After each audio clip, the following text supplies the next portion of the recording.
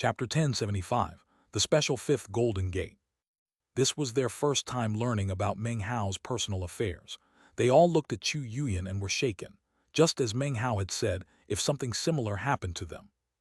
It took only a moment for numerous Nine Seas God World disciples to look coldly at the members of the demonic cultivator horde.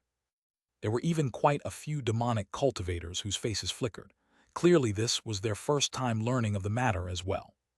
Although things like this happened in the cultivation world, it was something that virtually all cultivators detested. Everyone had family and close friends as well as enemies. If something like this was overlooked once, then it could very well occur again in the future, to them. Demonic cultivator horde, you owe me an accounting. Long Tianhai shall die. The echelon will not be taken away from me. And even if I lose the bet, you will still have to give me half of the original stakes in immortal Jade. That is MY accounting. With that, Meng Hao stepped backward a few paces, placing him behind Granny 9. Enough time had passed that his eternal stratum had now restored his cultivation base almost to its peak. The red-haired patriarch had an extremely unsightly expression on his face. He had actually approved of the tactic of using Chu Yuyan. However, according to the original plan, Meng Hao would have died, and then Chu Yuyan's usefulness would have ended, and the entire matter would have been easily resolved. Who could ever have imagined that despite the deadly trap they had laid for Meng Hao, he would be able to reverse the situation? Everything was dead silent. The cultivators of the Nine Seas God world looked around suspiciously at the demonic cultivator horde, having made their own judgment of the situation based on Meng Hao's words. Most of the demonic cultivator horde maintained silence, although there were some of them who derisively refused to admit fault. It was at this point that Godmaster's cool voice rang out in all directions. Let us focus on the most important matters. There is still half a month left to go before the opening of the windswept realm. Avarice regarding the echelon was the sowing of karma. The reaping was everything that happened just now. Fellow Taoists Kai Long and Wu Ling, you may send one additional person into the windswept realm upon its opening. The matter shall now be dropped. Meng Hao will be allowed to go through with the bet in exactly the way he mentioned. What do the two of you think? Godmaster looked over at the red-haired old man and the other demonic patriarch. After a moment of silence, the red-haired old man stared hard at Meng Hao. Meng Hao had already left a deep impression on him, but now he stared at him as if to affix him permanently in his memory. Finally, he snorted coldly and slowly said, "We'll do things as you say, Godmaster. However, since the echelon won't be part of the stakes, then if the boy gets into the top 10 of all 9 Golden Gate stone steals, then the demonic cultivator horde will give him 300 million immortal jades. But if he fails, then he won't get a single one." He understood that with Granny 9, Godmaster and Ling Yunzi present, the demonic cultivator horde couldn't afford to cause any major problems. In this skirmish, the demonic cultivator horde had been clearly and utterly defeated. Furthermore, the defeat had caused the Tao realm experts from the other two factions, the man and the woman, to have a change in their thinking. The red-haired old man could now only sigh inwardly.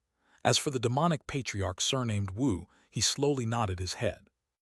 Godmaster looked over at Meng Hao. Meng Hao's eyes glittered, but he was aware that for the matter to have escalated to this level meant that things couldn't be pushed any further. To do so would be counterproductive.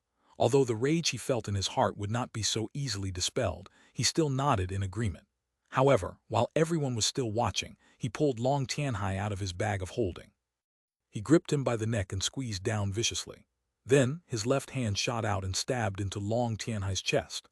Long Tianhai struggled, and as everyone watched, Meng Hao ripped his sea dragon heart out of his body.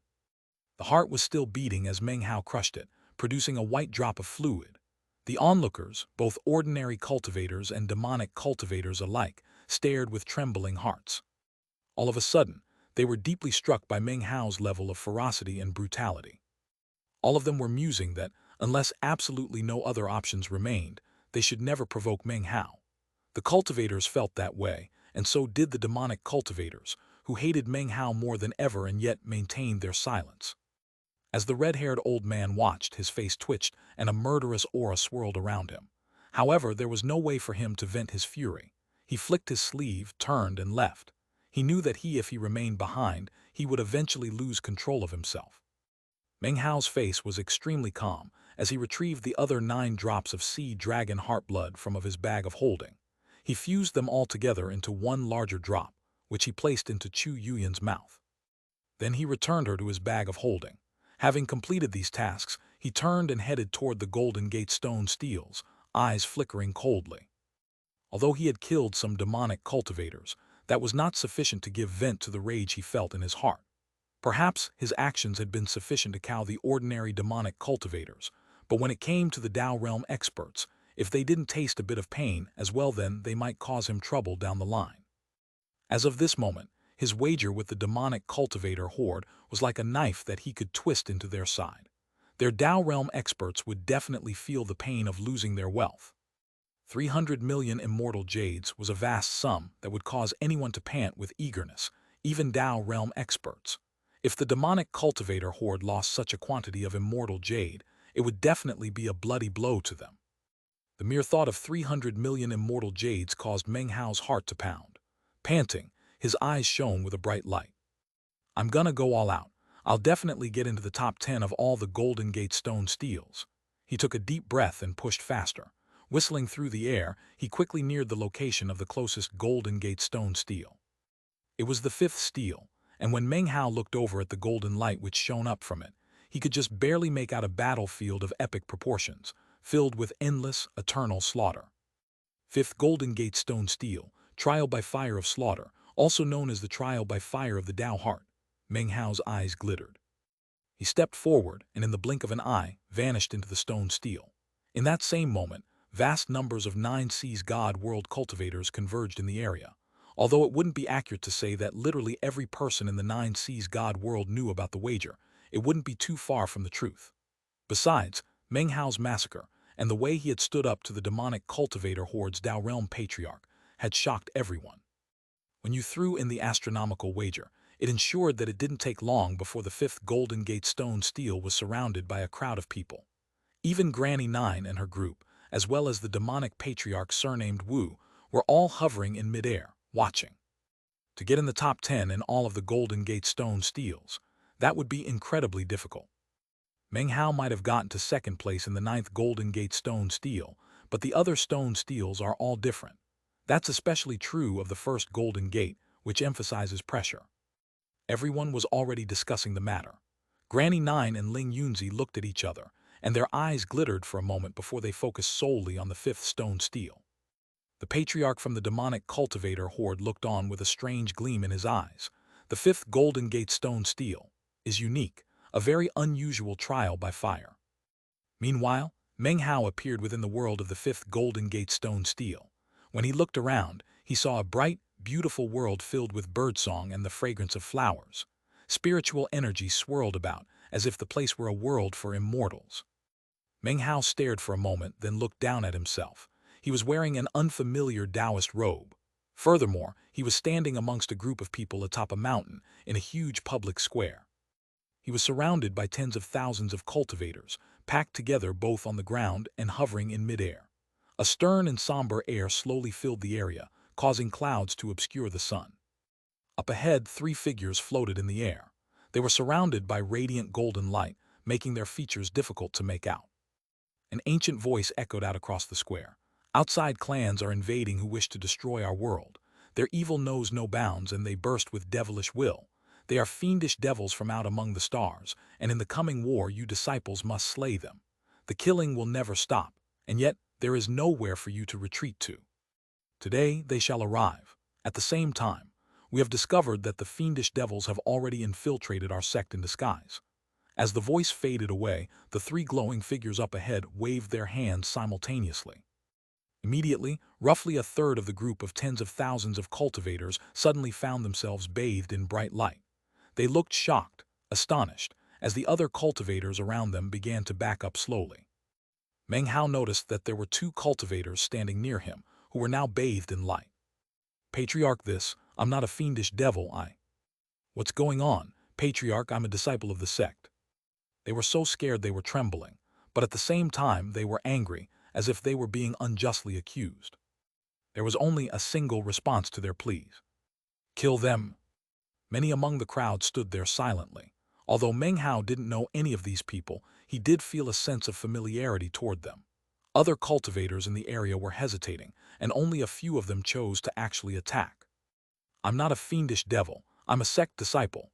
Miserable shrieks rang out as many of the disciples fled, and even more began to weep. "Elder brother Zhang, I'm not a fiendish devil." "Elder sister, I'm Fan Sheng, I'm your junior brother." As the slaughter began to unfold, Meng Hao frowned. He still wasn't sure to make of this trial by fire. All of a sudden, one of the disciples who was bathed in light, a middle-aged man, threw his head back and laughed loudly. "I Chen am no fiendish devil, I'm a sect disciple. I don't mind dying this day to prove that. However, I don't need anyone to spill my blood for me. If I'm going to die, I'll die with honor." With that, he smashed his hand down onto the top of his head. A popping sound could be heard, blood sprayed out, and he was dead. Everyone looked on silently. Soon more anguished laughter rang out as shockingly, more than half of the accused disciples began to end their own lives. "If I have to die, I won't die at the hands of my fellow disciples.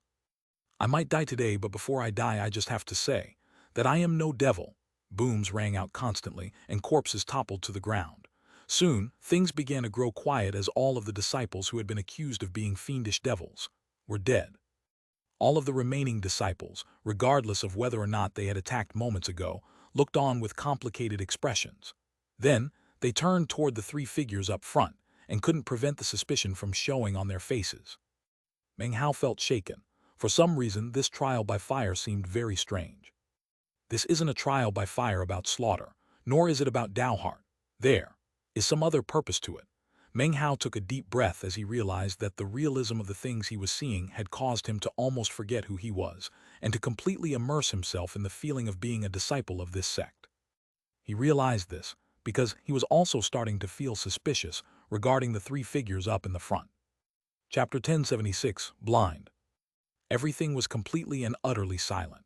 The reek of blood spread out, and the ground was covered in pools of blood. Dead bodies could be seen everywhere, the corpses of those who had refused to be slain by fellow sect disciples and had instead ended their own lives. They demonstrated their sincerity by sacrificing their own lives. Some had fled but were cut down in the process. Finally, a sigh could be heard from the mouths of one of the three figures up ahead. "Elder brother Li, you are also a fiendish devil." Suddenly, two of the three figures joined forces to attack the third. Immediately, essence aura erupted out from all of them. Shockingly, all three of them were Dao realm experts. The third of the group now wore a bitter and complex expression. He offered no explanation, but instead merely sighed and began to fight. Booms echoed out as he fell back, slowly approaching the crowd of people within which Meng Hao stood. He looked up at the other two who were attacking him and sighed again. "You really think the devils infiltrated us? Well, there's no need for pointless loss. I don't even have 100 years of life left anyway, so doesn't matter. Regardless of what you people think, if the members of the junior generation can kill themselves to prove their sincerity, then how could I possibly fear death?" With that, he glanced back at the crowd of disciples, including Meng Hao, and gave them a meaningful look. It was an expression that said he couldn't bear to part with them, and at the same time, wished them well. Then he smashed his hand down onto the top of his head. That strike caused a tremor to run through his body. Boundless essence aura then erupted out of him. "I'm willing to die in body and spirit," he said in his archaic voice. "Let my cultivation base bolster all of the disciples of the sect. Allow them to fight against the invading enemies. Give them strength." As he faded away, his aura spread out and merged into the bodies of the disciples. That included Meng Hao. He felt something warm flowing through him, causing his cultivation base to rise up. In addition, a glowing light rose up around him, almost like some sort of protective shield. Within that shield, he could feel an archaic will that filled him with regret and kindness. Everyone stood there, reticent, hearts pounding, their suspicions growing stronger. Are there really enemies coming to invade? That was the question running through all of their minds. Meng Hao couldn't stop himself from thinking the exact same thing. The two Dao realm experts looked at the shield surrounding all of the disciples, and their faces flickered. They exchanged a look and were about to say something when all of a sudden rumbling sounds filled the heavens. The clouds collapsed as a huge rift appeared, as if some giant hand were ripping them open. Next, a bloody glow spread out in all directions. Within the rift, it was possible to see another shocking world. That world was completely red, as if it had experienced countless ages of bloodshed, staining the whole world the same color. More shocking was that there was a sea visible that was made up entirely of blood. Even the sky was red. That world instantly left a deep impression on everyone who saw it. Next, countless figures in long robes whistled through the air out of the rift. Their faces were pale, and their expressions were that of joy. There were even many who were laughing happily as they looked around. Almost as soon as these people appeared, a voice shouted out in Meng Hao's ears and in the ears of all the other cultivators, "Kill them." Everyone hesitated for a moment, then flew up into the air toward the cultivators coming out of the rift and began to slaughter them. The cultivators from the rift stared in shock and immediately began to shout out various explanations. However, they could not avoid being cut down. Meng Hao frowned. For some reason, he got the feeling that these people weren't invading. In fact, many of them seemed to be smiling amiably. After a moment of hesitation, he attacked, tapping one of the enemy cultivators on the forehead. The man's body collapsed. He seemed to be as weak as a mortal. In the moment before he died, he looked at Meng Hao, shocked. "We have no evil intentions. We're escaping to this place. Please let us go." Meng Hao frowned and sent his divine sense sweeping out. Instantly, he saw that the people were mostly dodging out of the way and offering explanations.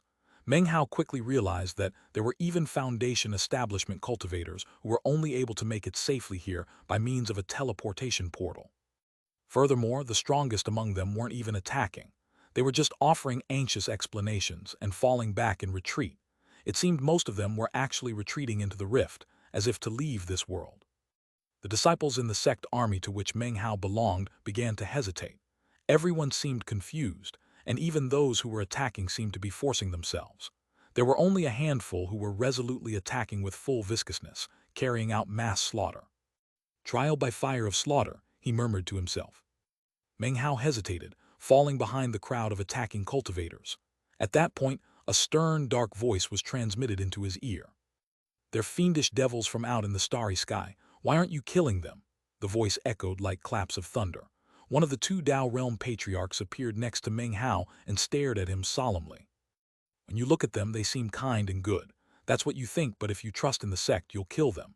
If you don't have faith in the sect, then what is the purpose of coming to this trial by fire? If you won't slaughter for the sect, then get the hell out of here." The man waved his sleeve, causing a massive power of expulsion to rise up around Meng Hao. It was as if the entire world was about to reject him and eject him out forcibly. Just in the moment in which Meng Hao was about to be expelled out of the world, the cultivators in the rift suddenly stopped evading. Their kind smiles twisted viciously, and their multicolored Taoist robes turned as red as blood. Terrifying auras exploded out from them, and their smiles grew even more ferocious. They now looked completely and utterly different from before. Rumbling could be heard as leathery, blood-colored wings sprouted out of their backs. Now, they truly looked like evil devils. "Someone in this world actually knew about our plan. What a bore! These must be surviving cultivators from one of the other worlds we destroyed. Who cares? Although things might not be as fun, at least. We can still eat them all. That feeling of contentment can make up for some of the lost fun. What a pity they saw through our plan." Sinister howls could be heard coming from the mouths of the devilish cultivators. The ones who had died just now rose back to life and began to attack, causing a brutally evil air to erupt out. The blood-colored world inside the rift suddenly erupted with blood-red light. Shockingly, countless souls appeared, screaming miserable screams. They seemed endless and were apparently the souls of the people butchered by the blood-red cultivators. What caused Meng Hao's eyes to widen even more, and what filled the hearts of the hesitating disciples with complete shock, was that the blood on the battlefield began to congeal together and transform into more vicious figures. Shockingly, they were the disciples the sect had identified earlier as being fiendish devils. Even the ones who had ended their own lives began to rise to their feet, vicious smiles plastered on their faces. "What a bunch of morons, how boring. We just started having fun and it's already over, how sad. I never thought that they would realize we were traitors." As they rose to their feet, the countless droplets of blood that constituted the remains of the Dao Realm cultivator formed back together.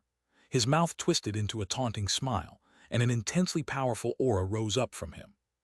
"Erupt," he said. Instantly, Meng Hao and all the other people who had absorbed some of his cultivation base felt their bodies rumbling.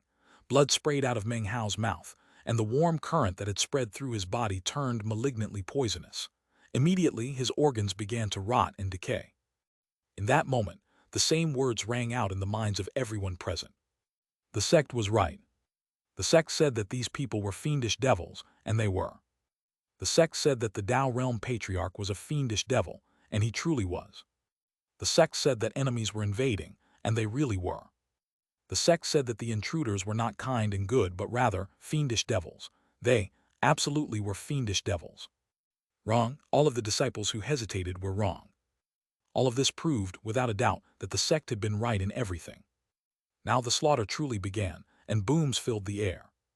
Meng Hao's mind reeled.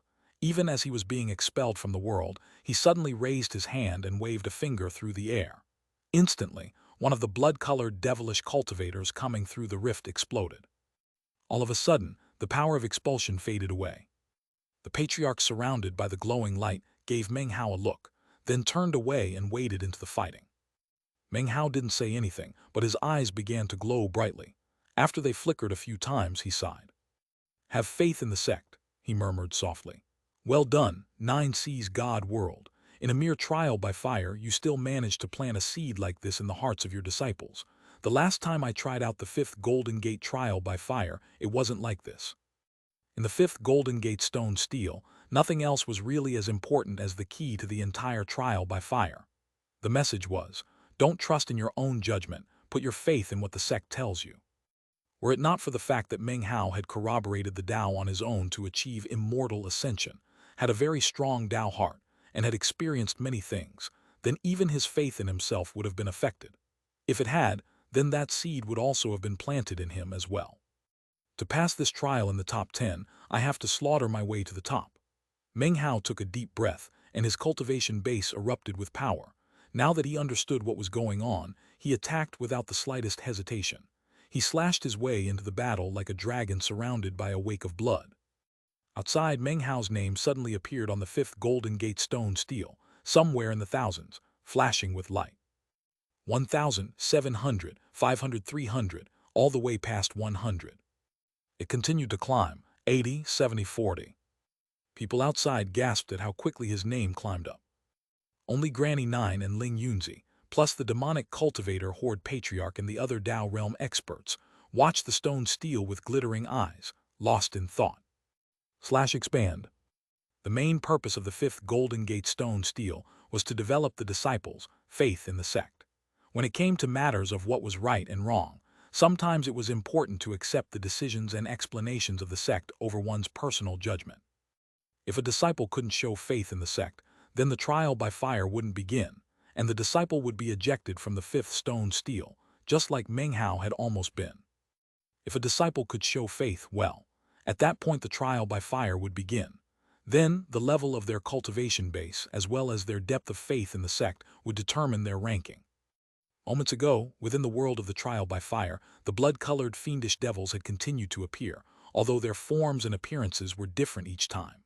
When Meng Hao's name entered the top 1,000, the slaughter ended. However, the trial by fire did not end. The world around him shattered to pieces, and when it reformed, he was facing a different scene. He was still in a sect and was being given orders just like he had been before. This time, they were the invaders. A voice from the sect told them that this land was actually their native homeland. They had to slaughter any resistance they met and kill any opposing cultivators. Things were complicated, leaving many people confused. However, in the end, what the sect said was true. This place really was their former homeland. The fighting went on, and Meng Hao's name rose up into the 500s. Then, everything changed again. A new world appeared, and new instructions were given by the sect. Similar things happened when he reached the top 400, 300, 200, and even 100. Apparently, the changes occurred with every move of 100 positions. It then continued to happen with more and more frequency. By the time he reached the top 20, he had experienced many, many worlds. The one thing that remained eternally unchanging was the sect. The orders from the sect were eternal. The judgment of the sect was eternal. This was almost like a form of brainwashing. All of these experiences told Meng Hao that in any matter the sect was always correct. If he had faith in the sect, the trial by fire would continue. If hesitation regarding the sect rose up in his mind, then he would be expelled. Eventually, Meng Hao's name reached the top 10. The world fell apart in front of him, and when it formed back together, it turned into a very familiar place. It was Planet South Heaven. This was the home that existed in his memories, a place where many things had occurred. He had numerous memories of this place, but right now, when he saw Planet South Heaven, his heart trembled. His ability to put on a show of faith in the sect began to wane. The power of expulsion seemed to rise up faintly. This place is an outsider planet. The true planet South Heaven of the ninth mountain and sea was destroyed and transformed into a door. Within that door appeared a new planet. Destroy this place, use its power to collapse the Stargate. As the voice from the sect faded away, Meng Hao looked around to see countless cultivators surrounding him. Almost all of them were familiar to him, although he couldn't recall their names. However, he recognized that these people were fellow sect members from this phase of the trial by fire, people with whom he had charged into battle many times before. Roars rang out as they charged toward Planet South Heaven. Meng Hao's heart trembled as he saw the familiar mountains, rivers, and lands, as well as old friends. Kill everything that lives on this planet. When the outsiders come, their bloodlines will awaken and they will become our enemies. Destroy this planet, wipe it out from the starry sky. As the voice echoed out, everyone charged forward into the slaughter. Only Meng Hao remained hovering there silent. The expulsion force began to gather, as if countless voices were beginning to call out to him, urging him forward. After a moment, Meng Hao took a deep breath and then advanced. He vanished, then reappeared up ahead between the army of cultivators and the crowds from Planet South Heaven. He raised both hands up into the air to stop the advancing army. However, in the moment he tried to do so, the expulsion force gripped him, and the voice of the sect roared in his ear. After all those experiences, you still don't have faith in the sect, it said, sounding pained. Since that's the case, then you shall be allowed to personally witness the truth. The voice of the sect turned into a power that Meng Hao was powerless to resist, and forced him to remain motionless out in the starry sky.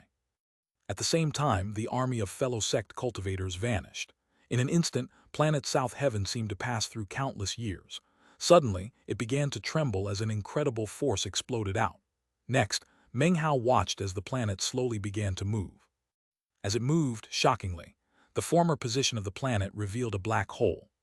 It looked like a door. After the door appeared, a beam of light could be seen. As it spread out, shocking roars could be heard coming from Planet South Heaven. At the same time as the light spread out, all of a sudden, a butterfly flew out from inside the door. The butterfly was enormous, seemingly without end. Astonishingly, numerous outsider cultivators flew off of the butterfly, radiating murderous auras. Wherever they passed, stars crumbled and planets shattered. Countless cultivators died screaming. The ninth mountain collapsed and the ninth sea boiled. Before long, the entire ninth mountain and sea was in ruins. Countless people died, many that Meng Hao knew, many that he didn't. They all died. Planet East Victory, Planet North Reed, Planet West Felicity, all crumbled. In the final scene, a huge Xuanwu turtle let out an agonized howl, seemingly filled with infinite grief. Then it collapsed into a mass of blood and gore. The vision ended, leaving Meng Hao gaping. He forgot about struggling and resisting. As the vision faded away, he was gripped by the power of expulsion and ejected from the world. In the moment before he left, the ancient, grieving voice of the sect echoed in his ears. Now do you believe?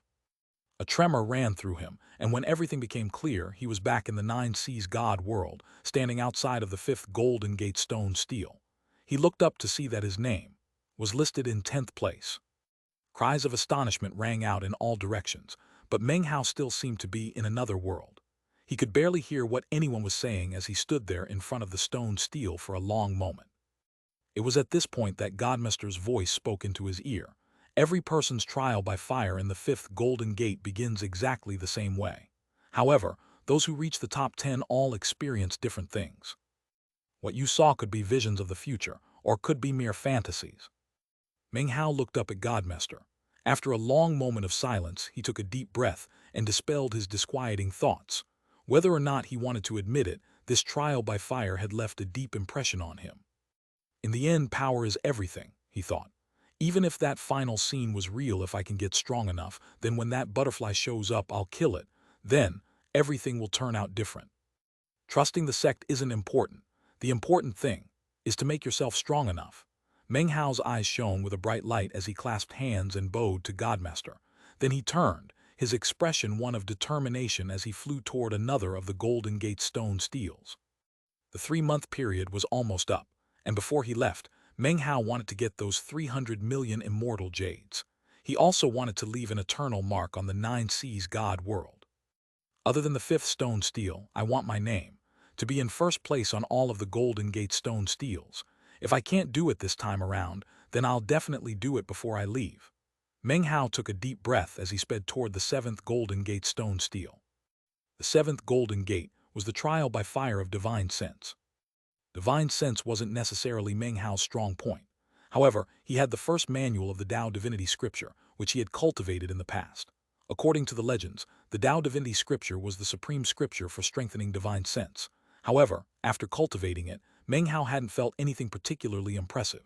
1. Meng Hao acquired the first manual of the Tao Divinity Scripture from Chuman Tai in chapter 301. At the very most, it had helped his divine sense a bit when he was in the mortal realm, because he had entered the immortal realm and drastically raised his cultivation level, though it had actually become a weak point for him. That was why the Sea Daughter had been able to stop him in place with her divine sense. As for his weaknesses, once he became aware of them, he would strive to remedy them. 1. I have to admit that despite reading it in Chinese, then translating it and editing, I totally forgot about the part where Sea Daughter Bei Yu stopped Meng Hao in place with her divine sense. It was only a few chapters ago in chapter 1071. Could it be that I cultivated it incorrectly? Or perhaps it's not the real Tao Divinity Scripture? The Tao Divinity Scripture appeared in his mind as he flew forward. Not too much time passed before he appeared outside the 7th Golden Gate stone stele. Without the slightest hesitation, he stepped into the Golden Gate.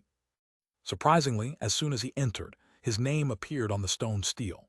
All of the disciples who were gathering stared closely at Meng Hao's name and began to speculate what rank he would achieve. Inside the world of the 7th Golden Gate, Meng Hao threw his head back and roared, and his hair whipped around. The entire world was a path consisting of 10,000 stone steps. Each step represented one rank.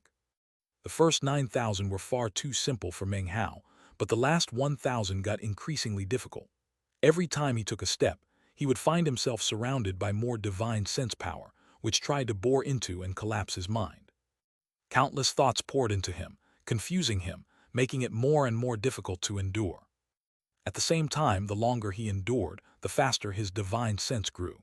Furthermore, the Tao Divinity Scripture swirled inside his mind, and as he proceeded forward, he gained continuous enlightenment regarding the various mnemonics. Time passed. Outside the 7th Golden Gate, the disciples watched as Meng Hao's name continued to rise. This time, his progress was much slower than with the previous stone steles. Divine sense is his weak spot. He didn't advance this slowly in either the 9th stone stele or the 5th. The only way to smoothly get through the 7th Golden Gate is to have strong divine sense.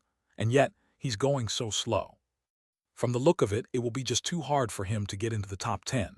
Even as the crowd whispered their speculations, Meng Hao was in the world of the 7th stone stele, trembling violently.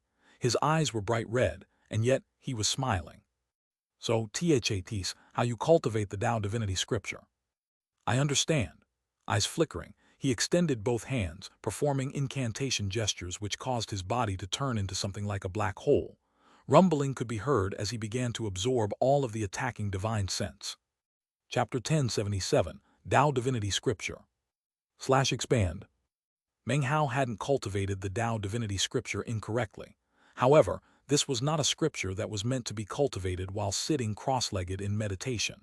This scripture was unique in that it was meant to be cultivated during battle when actually utilizing divine sense. With every clash of divine sense, the Tao Divinity Scripture would grow stronger.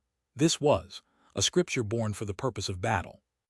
Meng Hao didn't understand that before, so no matter how he cultivated it, the result wasn't optimal. The last time he challenged the 7th Golden Gate, he hadn't used the Tao Divinity Scripture, but had relied solely on his divine sense and had gotten all the way to the 91st position, but could proceed no further. This time, under the bombardment of so much divine sense, he finally understood the Tao Divinity Scripture much more clearly. It was like an epiphany. So that's how it is.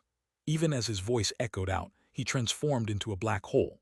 As the boundless divine sense power rumbled toward him, just as it seemed on the verge of harming him, it was actually rapidly devoured by his own divine sense. This was clearly a terrifying way of absorbing the divine sense of others to bolster one's own. Meng Hao was trembling, and yet his eyes were shining brightly. He sped forward, trembling with every step as his divine sense rocketed up madly. "More," he cried, proceeding forward without stop. As the divine sense power smashing down onto him grew more intense, his own divine sense grew stronger. Outside on the Golden Gate, his name rose higher on the list, passing the 91st position and quickly reaching the 40th. An uproar of shocked cries instantly could be heard from the mouths of the audience. Even more shocking to everyone was that the Golden Gate stone steel's eternally resplendent golden glow almost seemed to be fading, as if the innate power of the trial by fire were weakening. "The golden glow is fading. What's happening?" Everyone was shouting. Even Granny 9 and her group, plus the demonic patriarch, were staring, clearly moved. It didn't take long for the Tao Realm patriarchs to guess the truth. "He's absorbing the divine sense power inside of the steel. The 9 Seas God world has been collecting divine sense in the 7th Golden Gate stone steel for all these years to ensure that it remains eternally in place. But now, he's actually absorbing it. A normal Taoist magic couldn't do that. What technique has he cultivated?" As everyone in the outside world was making various speculations, inside the steel, Meng Hao, who moments ago hadn't been glowing at all, was now covered with a thin veneer of golden light. That golden light appeared when he only had 20 more steps to go. A tremor ran through him, and he coughed up blood, and yet his laughter grew even more maniacal. He had never imagined that this 7th Golden Gate stone steel would be so beneficial to him. It could definitely be considered good fortune. Not only did it give him a deep understanding of the Tao divinity scripture, but his previously weak divine sense was now rapidly becoming more powerful. By now, it was already close to 10 times more powerful than it had been before beginning the trial. Plus, it was continuing to get stronger. Meng Hao took a deep breath and proceeded forward again. With each step, the divine sense around him grew more intense. Booms continued to ring out like muffled thunder. Soon, there were only 9 steps ahead of him, and his name was already in 10th place on the 7th Golden Gate stone steel. Meng Hao started to stagger a bit, and he could sense that he was reaching his limit. He was already saturated with the divine sense that he had absorbed. However, he also had the intense premonition that if he gave himself enough time to fully assimilate all the divine sense, he would become even stronger and would be qualified to vie for first place on the 7th Golden Gate. In that case, he would also be qualified to vie for first place in the 9th Golden Gate. Meng Hao's body rumbled as he vanished from the world of the 7th Golden Gate trial by fire. He appeared outside, the middle of an uproar, as everyone looked at him in shock. That was especially true of a certain beautiful young woman not too far off in the distance. It was none other than Sea Daughter Bei Yu. Her name was currently listed in 3rd place on the stone steel. She excelled in divine sense, but now the sensation she got when looking at Meng Hao was completely different than before. His divine sense was far more powerful, and even just looking at him sent stabbing pains into her eyes. Of the 9 Seas God world's 9 Golden Gate stone steels, he had already completed 3. Now he sped toward the 8th. It wasn't long before his name was climbing up the list on that steel too.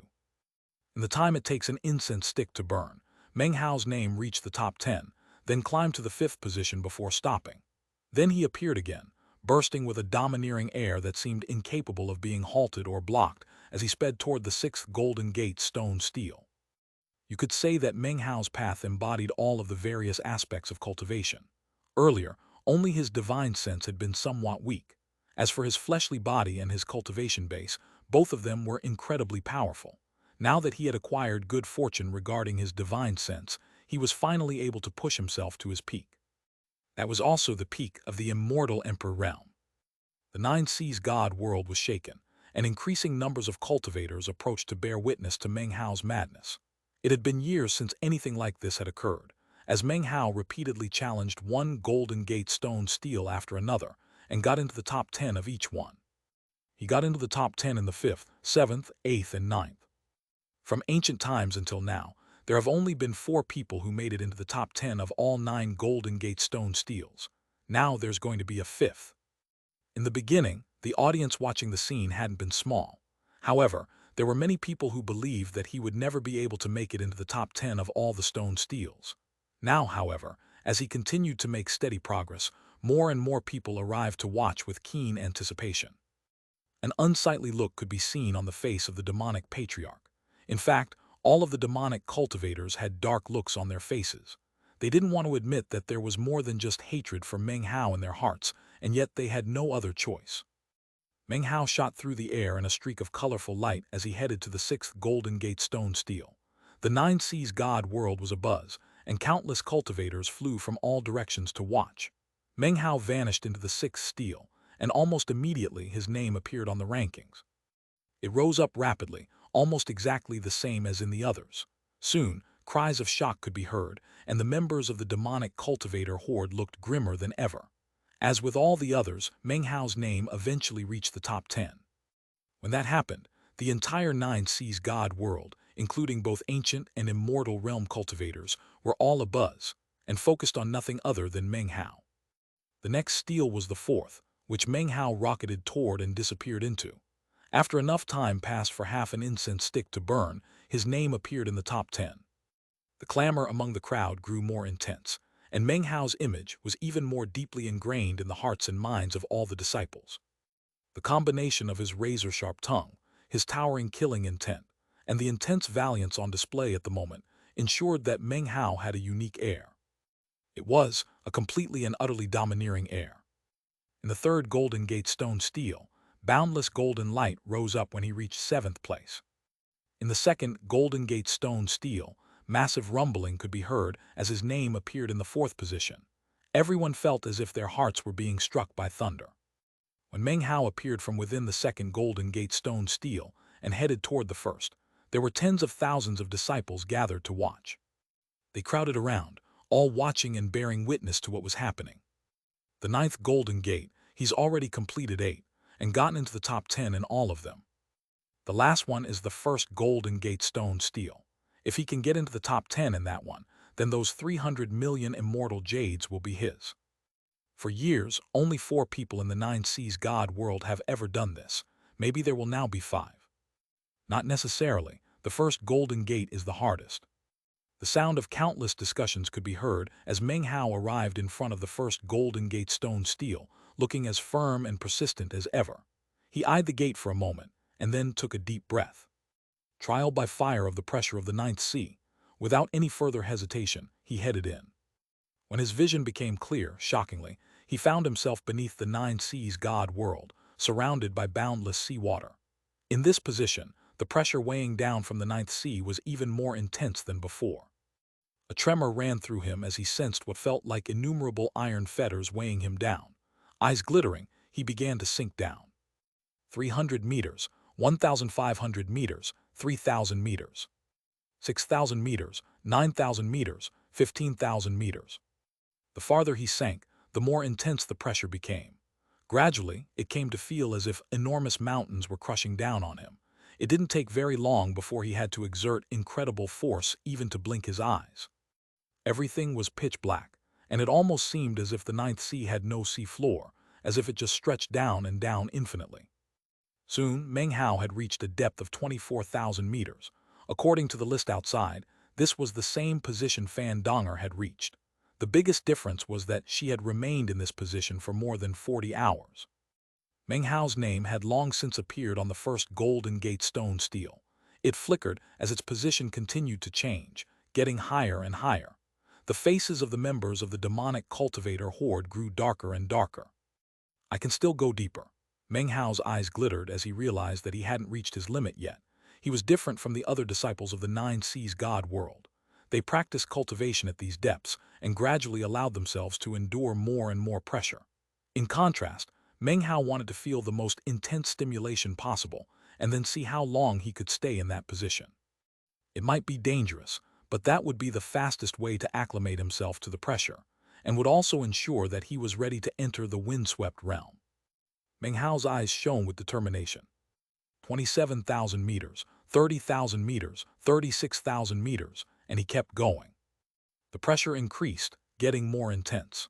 However, it continued to meet with resisting power from within Meng Hao. It was as if Meng Hao, despite his fleshly body and cultivation base being at their peak, was still growing. By now, he could see nothing but blackness, and even his newly empowered divine sense could only spread out a short distance. He was now 60,000 meters down. At this point he began to shake, and he knew that this was his limit. He could tell that he was on the verge of collapsing. Trembling, he settled down cross-legged and waited to see how long he could hold on. Chapter 1078, 8 Gates All Top 10. Chapter 1079, Omen of the Door of the Ancient Realm. Currently, all the disciples outside were staring fixedly at the first Golden Gate stone stele, and that glittering name on its surface. Meng Hao had made it into the top 10 in all of the other Golden Gate stone steles, from the 2nd to the 9th. Now, if he reached the top 10 in the first stele as well, that meant that he would have already done enough to win the bet and get 300 million immortal jades. When people thought of that vast amount of wealth, they trembled, even Fan Donger. It was an enormous sum that would move anyone, including entire clans and sects. Despite being in the Tao realm, the demonic patriarch's throat instantly went bone dry. It wasn't that the demonic cultivator horde couldn't afford to pay out 300 million immortal jades. However, it was still an immense sum to them. With Granny 9 and the others there wasn't a single trick they could pull to get out of the situation, nor was there anything they could do to Meng Hao in the trial by fire. They could only look on with wide eyes. Everyone watched as Meng Hao's name continued to rise until finally it came to rest, in 15th place. Hushed whispers could be heard, and many people began to pant. 15th place. Depending on how long Meng Hao can hold out at that depth, he might be able to make it into the top 10. Everyone from the 15th to the 5th place remained at 60,000 meters, which is a major boundary. The difference between them is how long they can hold out. If he can endure for 40 hours, then he can squeeze past the current 10th place name, who endured for 38 hours. Then Meng Hao will occupy 10th place, only by enduring for 70 hours. Can he reach 5th place? Time passed, 2 hours, 4 hours, soon 10 hours had gone by. Meng Hao remained in the sea beneath the sect, body shivering, eyes bloodshot. The terrifying pressure was like an intense attack that continued for every second that passed. It wasn't that Meng Hao wasn't powerful, nor that he lacked a profound cultivation base. Instead, he simply hadn't been in the 9 Seas God world for long enough, and was far removed from the cultivators who had actually been born here. Although people like that didn't have fleshly bodies that matched up to Meng Hao's, and even if their cultivation bases didn't match up to his either, they had naturally adapted. To them, sinking down and enduring the pressure was a much simpler thing. As for Meng Hao, he had to pay a much heavier price to catch up to the others in such a short period of time. He continued to hold on, and soon, another 6 hours had passed. Meng Hao had already been sitting there cross-legged for 16 hours. Blood oozed out of the corners of his mouth, and his skin was splitting all over. From the look of it, if he made even a slight movement, he would be on the verge of completely collapsing. His eternal stratum was hard at work, and his eyes were fully bloodshot.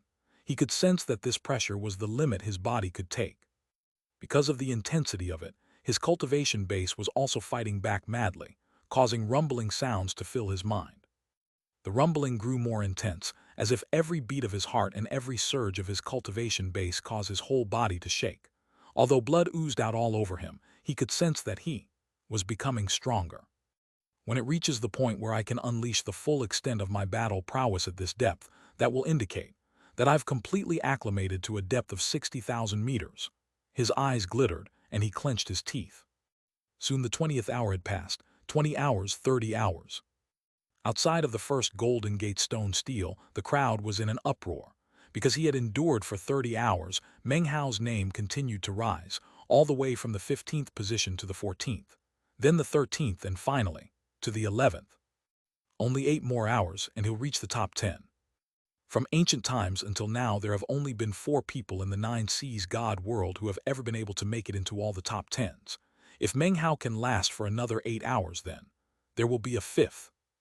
As the crowd discussed the matter heatedly, Meng Hao sat with his eyes closed to cover the veins of blood. He continued to endure despite what sounded like thunder pounding inside of his body. He was trembling as his cultivation base fought a desperate battle with the pressure from the outside, pressure that was trying to crush him to death. Just a little bit longer. I can hold out just a bit longer. He wasn't sure where his name was on the list, but he did know that for every hour he could endure, he would be that much more likely to make it into the top 10. For empowerment, and for the 300 million immortal jades. Meng Hao's eyes suddenly snapped open, revealing a gleam of madness. He might be trembling and gritting his teeth to the point where they were about to shatter, but he knew that he could still hang on. Soon the 32nd hour had passed. Then it was 34 hours, 36 hours, all the way to 40 hours. The atmosphere outside of the Golden Gate stone steel was explosive. Everyone was completely shaken, and all eyes were fixed on the name that could now be seen in the 10th position. Meng Hao. He had succeeded. He had surpassed the person who had previously held 10th place and was now in the top 10. The top 10, Meng Hao is now in the top 10. From ancient times until now, he is the 5th person to do this. The crowd was in an uproar, and their clamor echoed out in all directions. Van Donger had a complex expression on her face. She couldn't help but admit that Meng Hao had surpassed all the other current chosen of their generation.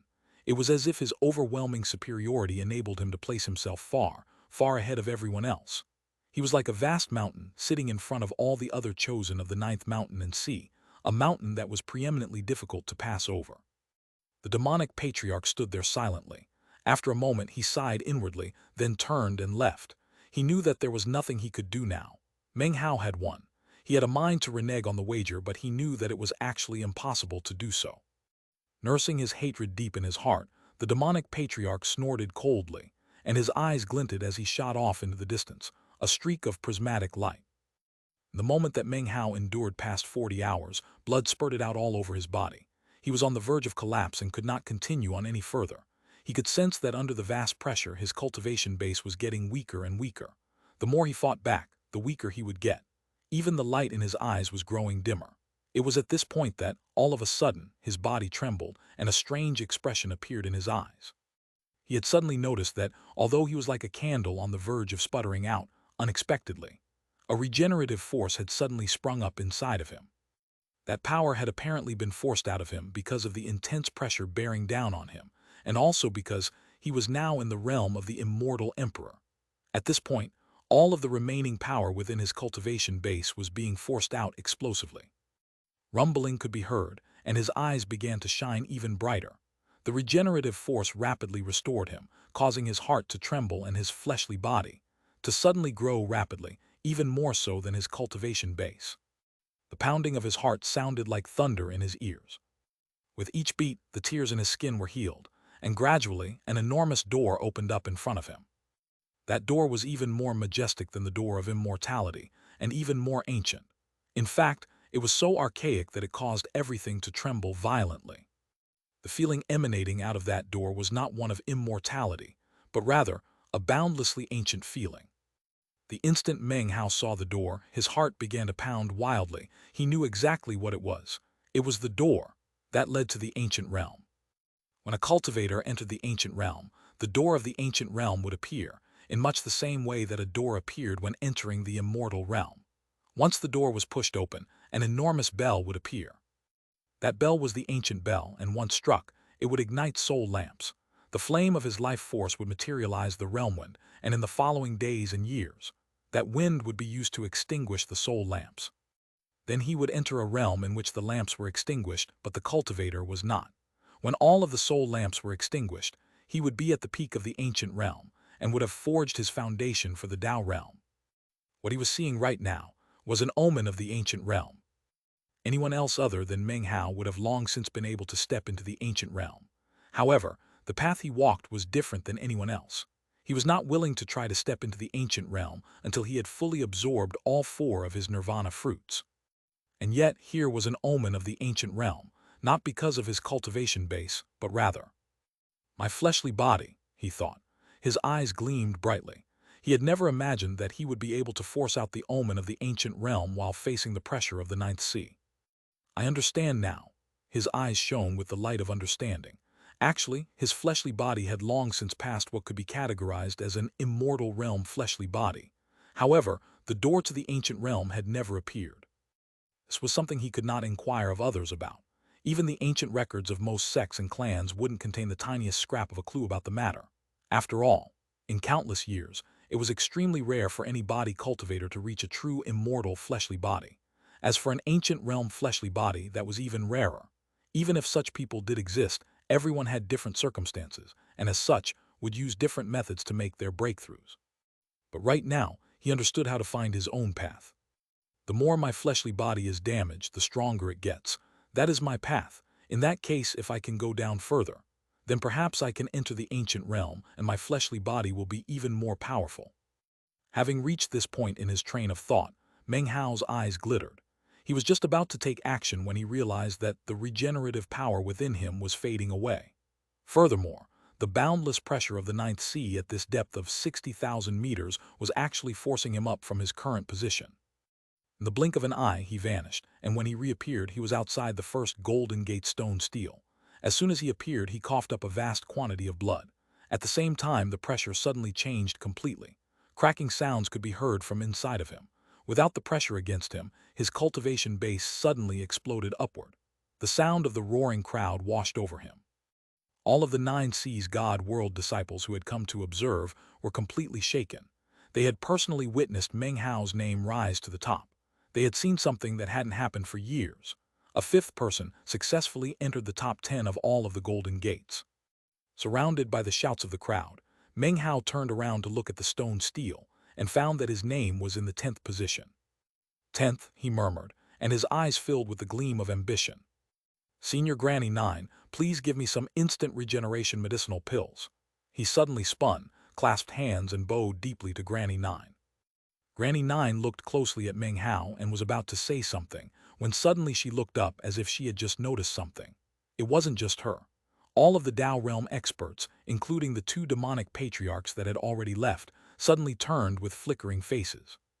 The aura of the great door of the ancient realm. This, Granny 9 gasped and looked back at Meng Hao. Deep in her eyes, a strange light gleamed.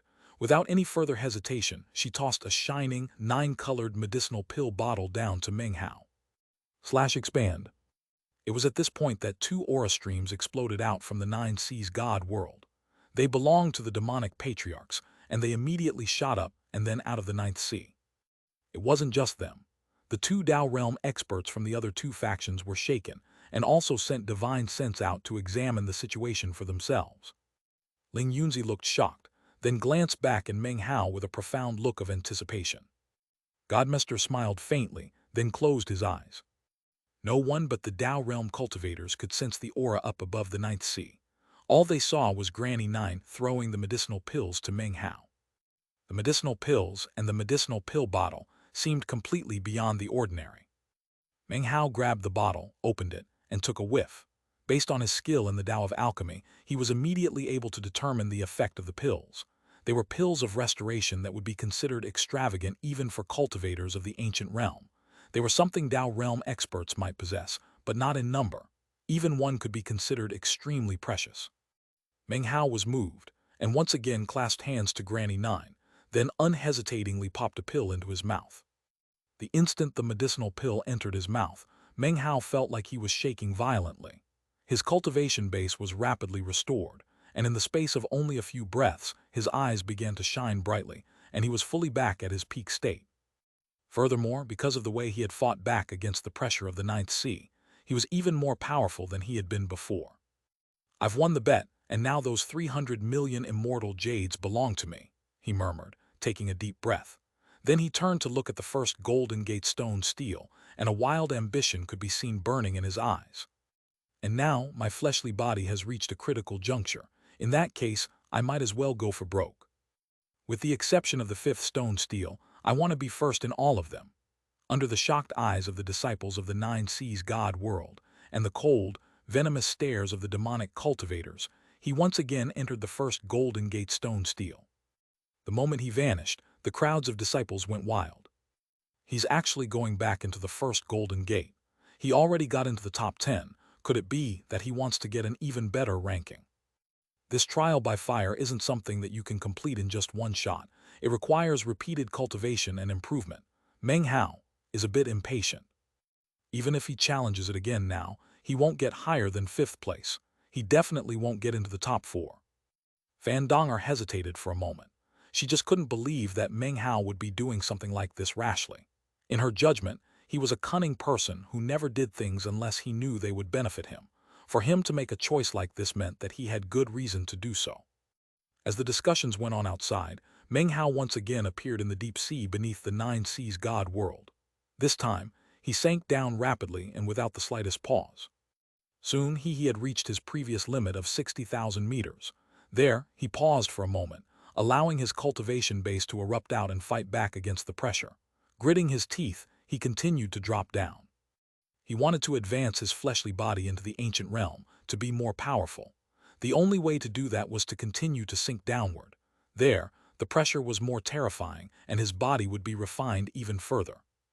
By forcing himself past that final line of demarcation, and then exploding out, he was convinced that his fleshly body would become incredibly terrifying. Blood oozed out of his mouth, and cracking sounds could be heard inside of him. As he sank down, the pressure became terrifying to an astonishing degree. His body rippled and distorted as the pressure battered against him. However, he continued to sink down, 75,000 meters, 84,000 meters. His mind filled with rumbling sounds, and his flesh was covered with splits and tears. The flame of his life force was fading, and his cultivation base was under such enormous pressure that it almost couldn't budge.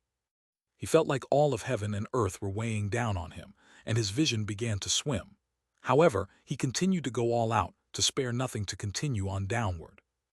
As he continued to sink to lower and lower levels, certain late ancient realm experts of the Nine Seas God world, who were currently in secluded meditation, suddenly opened their eyes and looked up into the sky, their expressions flickering slightly. Soon, the mid-ancient realm experts also noticed something happening in the outside world, and their eyes widened. Meanwhile, Meng Hao in his madness sank down into the ninth sea.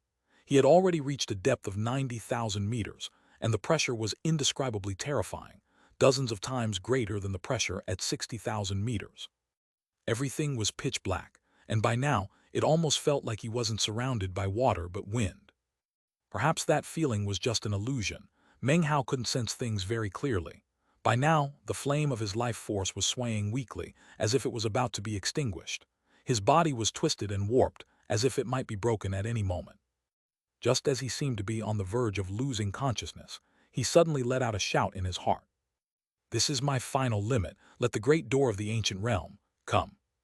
Almost in that same moment, even the immortal realm cultivators in the Nine Seas God world were able to detect that something was happening. Their faces flickered as they began to look up, whereupon everyone gasped. "That's the great door of the ancient realm. That's the great door of the ancient realm which appears when someone breaks through from the immortal realm to the ancient realm. Someone is breaking out of the immortal realm and stepping into the ancient realm. No, that can't be right. How come that door is crimson? It should be gray." The Nine Seas God world was in chaos as voices echoed out everywhere. The entire Ninth Sea was roaring, and countless sea beasts trembled in hiding, too frightened even to peek out to see what was happening. In the starry sky up above, countless motes of starlight had formed together into the shape of a matchlessly shocking door. That door was completely crimson, but it radiated an ancient, primordial aura which caused the seawater to roil. It seemed to represent heaven and earth, the will of the mountain and sea realm. A crimson door of the ancient realm, that represents the ancient realm fleshly body. That's definitely ancient realm fleshly body. Hoarse exclamations like this could be heard coming from the mouths of the wise and knowledgeable late ancient realm experts in the Nine Seas God world. Soon, more and more people began to realize what the crimson door of the ancient realm meant, and soon, the whole Nine Seas God world was abuzz. Almost everyone forgot about Meng Hao. After all, witnessing the appearance of an ancient realm expert was much more interesting than binge-watching Meng Hao challenge the Golden Gates. Fan Donger was the only one who, after sensing the fluctuations of the great door of the ancient realm, suddenly looked at Meng Hao's name on the first Golden Gate stone stele. In that same moment, the door of the ancient realm above the Ninth Sea began to emit a crimson glow, which pierced down through the water into the Nine Seas God world and then landed on the first Golden Gate stone stele. Everyone's minds reeled. It's Meng Hao. The only person in the first Golden Gate stone stele trial by fire is Meng Hao. How is this possible? Meng Hao is entering the ancient realm, an ancient realm fleshly body, people cried out in disbelief and shock. Fan Donger staggered backward and bit her lip. Meng Hao was truly an enormous mountain blocking the way of an entire generation of chosen, a mountain that was now growing even higher. Rumbling echoed out as the crimson glow pierced into the Golden Gate stone stele, and then appeared under the sect in the sea. In the blink of an eye, it was at the 90,000-meter mark and was on Meng Hao. Meng Hao's body was twisted and distorted. His divine sense was blurry, and he was on the verge of passing out. However, when the crimson glow enveloped him, his eyes began to shine brightly, and he quivered. The intense roaring that filled him knocked him to his senses. In that moment of clarity, he raised his head and shot upward from the 90,000-meter mark all the way until he left the Golden Gate and appeared once again in the middle of the Nine Seas God world. Everyone, even the Tao realm experts, were looking at him. Countless eyes could see him, bathed in crimson light, rising up into the air. He passed out of the Nine Seas God world spell formation, through the seawater, and up into the sky above the sea. Numerous cultivators flew out of the Nine Seas God world to observe. The Ninth Sea itself was roaring, and countless people were looking up into the sky. They saw a gigantic crimson door of the ancient realm, and they could sense a will that caused them to tremble. It was a will that seemed to represent heaven and earth, a will that left even the Tao realm experts in awe.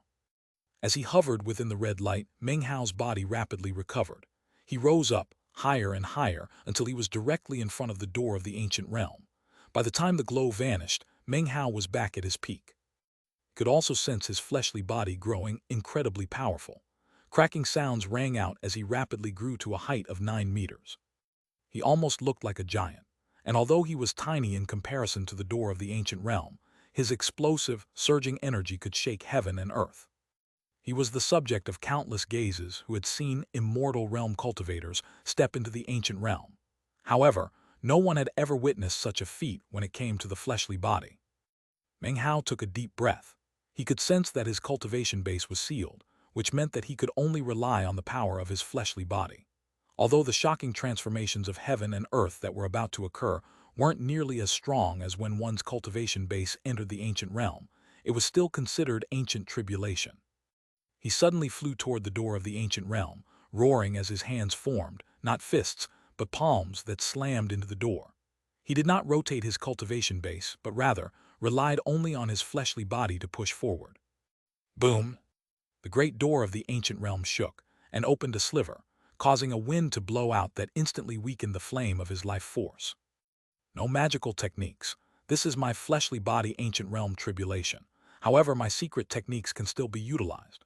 As his voice echoed out, his immortal meridians, despite being sealed, did not prevent him from using that personal secret technique. His 123 immortal meridians could still be transformed into a single fleshly body meridian. Suddenly, his fleshly body grew even larger, and an intense power erupted out of him. At the same time, both hands slammed down onto the door of the ancient realm. With a huge roar, he shoved with all his might. Everyone watched as the gigantic door of the ancient realm opened. Chapter 1080, Crimson Door of the Ancient Realm. Chapter 1081, Summoning Soul Lamps Stepping into the Ancient Realm. The crimson door of the ancient realm let out an intense rumble as it opened. Then, a wind sprang up, which swept over Meng Hao, causing his life force and his soul to hover on the verge of extermination.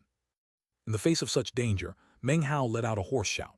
At the same time, his heart started to beat rapidly, and shocking fleshly body power transformed into a surge of qi that fought back against the realm wind. The cultivators of the Nine Seas God world who hovered above the surface of the water were all watching as this happened. After the wind passed, shockingly, something else appeared within the crimson door of the ancient realm. That was a bell. The bell of the ancient realm. The bell of the ancient realm has appeared. When you ring that bell, you can ignite soul lamps. However many times you ring the bell, that's how many soul lamps you can ignite. Generally speaking, it's one soul lamp for every 5 immortal meridians that you have. This Meng Hao, he has 123 immortal meridians. He can ignite more than 20 soul lamps. The more soul lamps you have, the more difficult the ancient realm will be for you. On the other hand, you will be that much more powerful. As the shouts of astonishment rang out, Meng Hao took a deep breath. He was not entering the ancient realm with his cultivation base, but rather his fleshly body. He actually wasn't sure if any soul lamps would appear. Furthermore, Meng Hao had no one to follow as an example. Although his fleshly body appeared to be that of a body cultivator, he was actually different from body cultivators.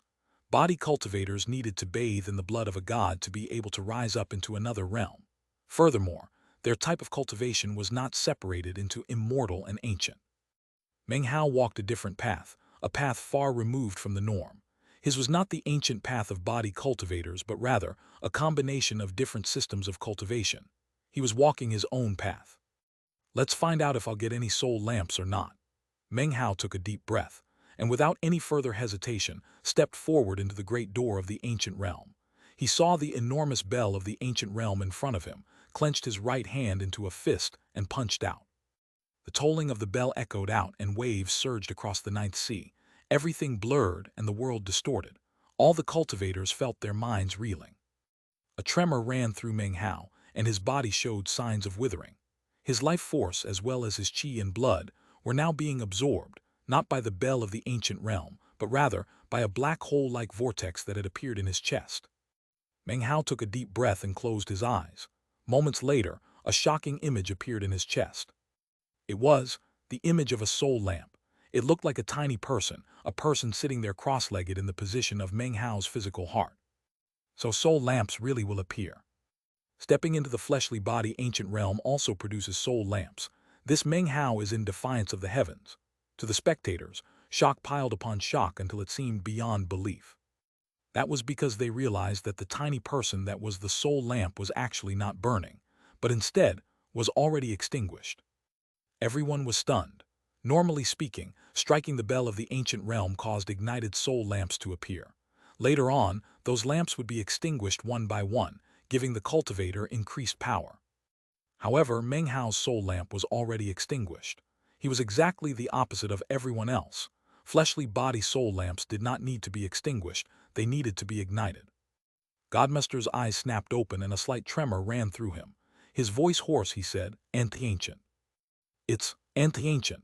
An expression of disbelief appeared on Granny Nine's face. Ling Yunzi gasped and looked shocked. As for the two demonic patriarchs, they looked like they had been struck by lightning. They trembled as they stared at Meng Hao in astonishment.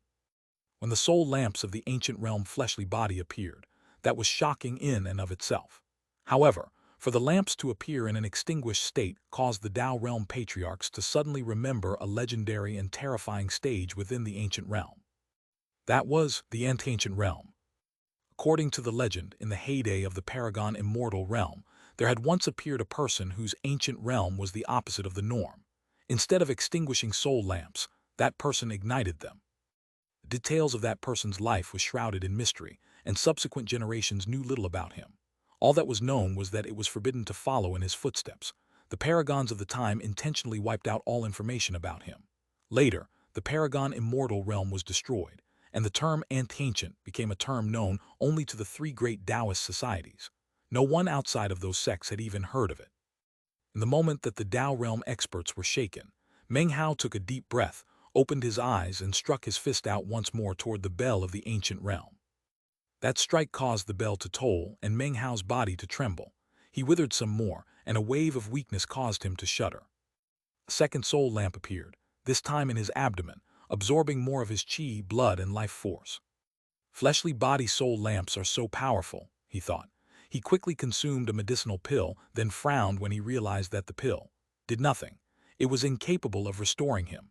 Furthermore, his eternal stratum was sealed and could not spring into motion to help him recover. His eyes glittered, and he ignored the withering of his body, striking out a third time and then a fourth. His body withered even more, until he looked like nothing more than a bag of bones. However, two more soul lamps appeared, one in each of his shoulders. Meng Hao staggered back a bit. The sense of weakness that filled him seemed to have reached a pinnacle of intensity. However, he wasn't willing to stop with only 4 soul lamps. Gritting his teeth and growling, he punched the bell 3 more times. Every strike caused him to wither even more. Instantly, 2 soul lamps appeared in his knees and 1 in his forehead. By now, he didn't even look like a person, but rather a skeleton. His life force was weak, like a candle on the verge of being snuffed out. This was a type of weakness he had never experienced before, and it made him feel like a feeble old man laying on his deathbed. All of his life force had been handed over to the new soul lamps. Heart, abdomen, shoulders, knees, forehead, a total of 7 soul lamps. At this point, the will of the bell of the ancient realm could sense that Meng Hao had reached his limit and began to fade away. "I'm not finished yet." Seeing the bell beginning to fade away, he threw his head back and roared. Both hands turned into fists and flew toward the bell of the ancient realm. His entire body appeared to have been destroyed, vanished into thin air. And yet, 2 soul lamps suddenly appeared in his eyes. 9 soul lamps. His soul lamps were unlike anyone else's. They even looked different. The soul lamps of others actually resembled lamps, but Meng Hao's ancient realm fleshly body soul lamps looked like people. Each and every one sat there cross-legged, looking very somber and dignified. They seemed threatening without appearing to be angry, and if you looked closely, you would be able to see that they looked like exact representations of Meng Hao. 9 soul lamps distributed throughout his body. They did not circulate around him, but rather existed inside. This was the ancient realm fleshly body. In almost the same moment that the final soul lamps appeared, the bell of the ancient realm faded away, and a fierce wind blew out from inside the huge door. When it touched him, he shook, and a majestic chi and blood power poured into him. His body soaked it in like a rice paddy after a drought. It contained boundless nourishing power that transformed into incredible life force inside of him. It nourished his blood and flesh, grew his bones, fed his fleshly body. It caused his chi and blood to experience rapid and terrifying growth. He could clearly sense the incredible transformations occurring. Cracking sounds rang out, and he seemed to be completely shedding his previous self. His fleshly body power broke completely past the peak of the immortal realm, stepping into a new level, that of the ancient realm. An ancient realm fleshly body appeared, causing all heaven and earth to tremble. The ninth sea roared, and Meng Hao could sense the 9 soul lamps inside of him madly absorbing all of the rushing realm wind. It was as if they were using that power to ignite themselves. Meng Hao could sense that with each soul lamp that he ignited, his fleshly body would grow even more powerful. As the wind blew, his soul lamps began to show signs of igniting. In the end, however, the wind wasn't enough to complete the job. Only the 2 soul lamps in his eyes came to life. In that moment, Meng Hao felt like a million lightning bolts were crashing around in his mind. Shaken, he felt his fleshly body power rising explosively. The air around him distorted, and as he clenched his fists, it shattered. It was a boundless feeling of power, giving him the confidence that he could easily slay ancient realm experts with numerous extinguished soul lamps. It made him feel like the power of one punch could shake the entire world. Meng Hao truly felt much more powerful. The difference between himself now and moments before was incredibly vast. He took a deep breath, and his eyes began to shine with a bright light.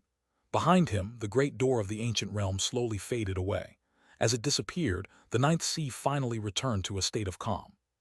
In contrast, the hearts of the countless cultivators above the surface of the sea were anything but calm.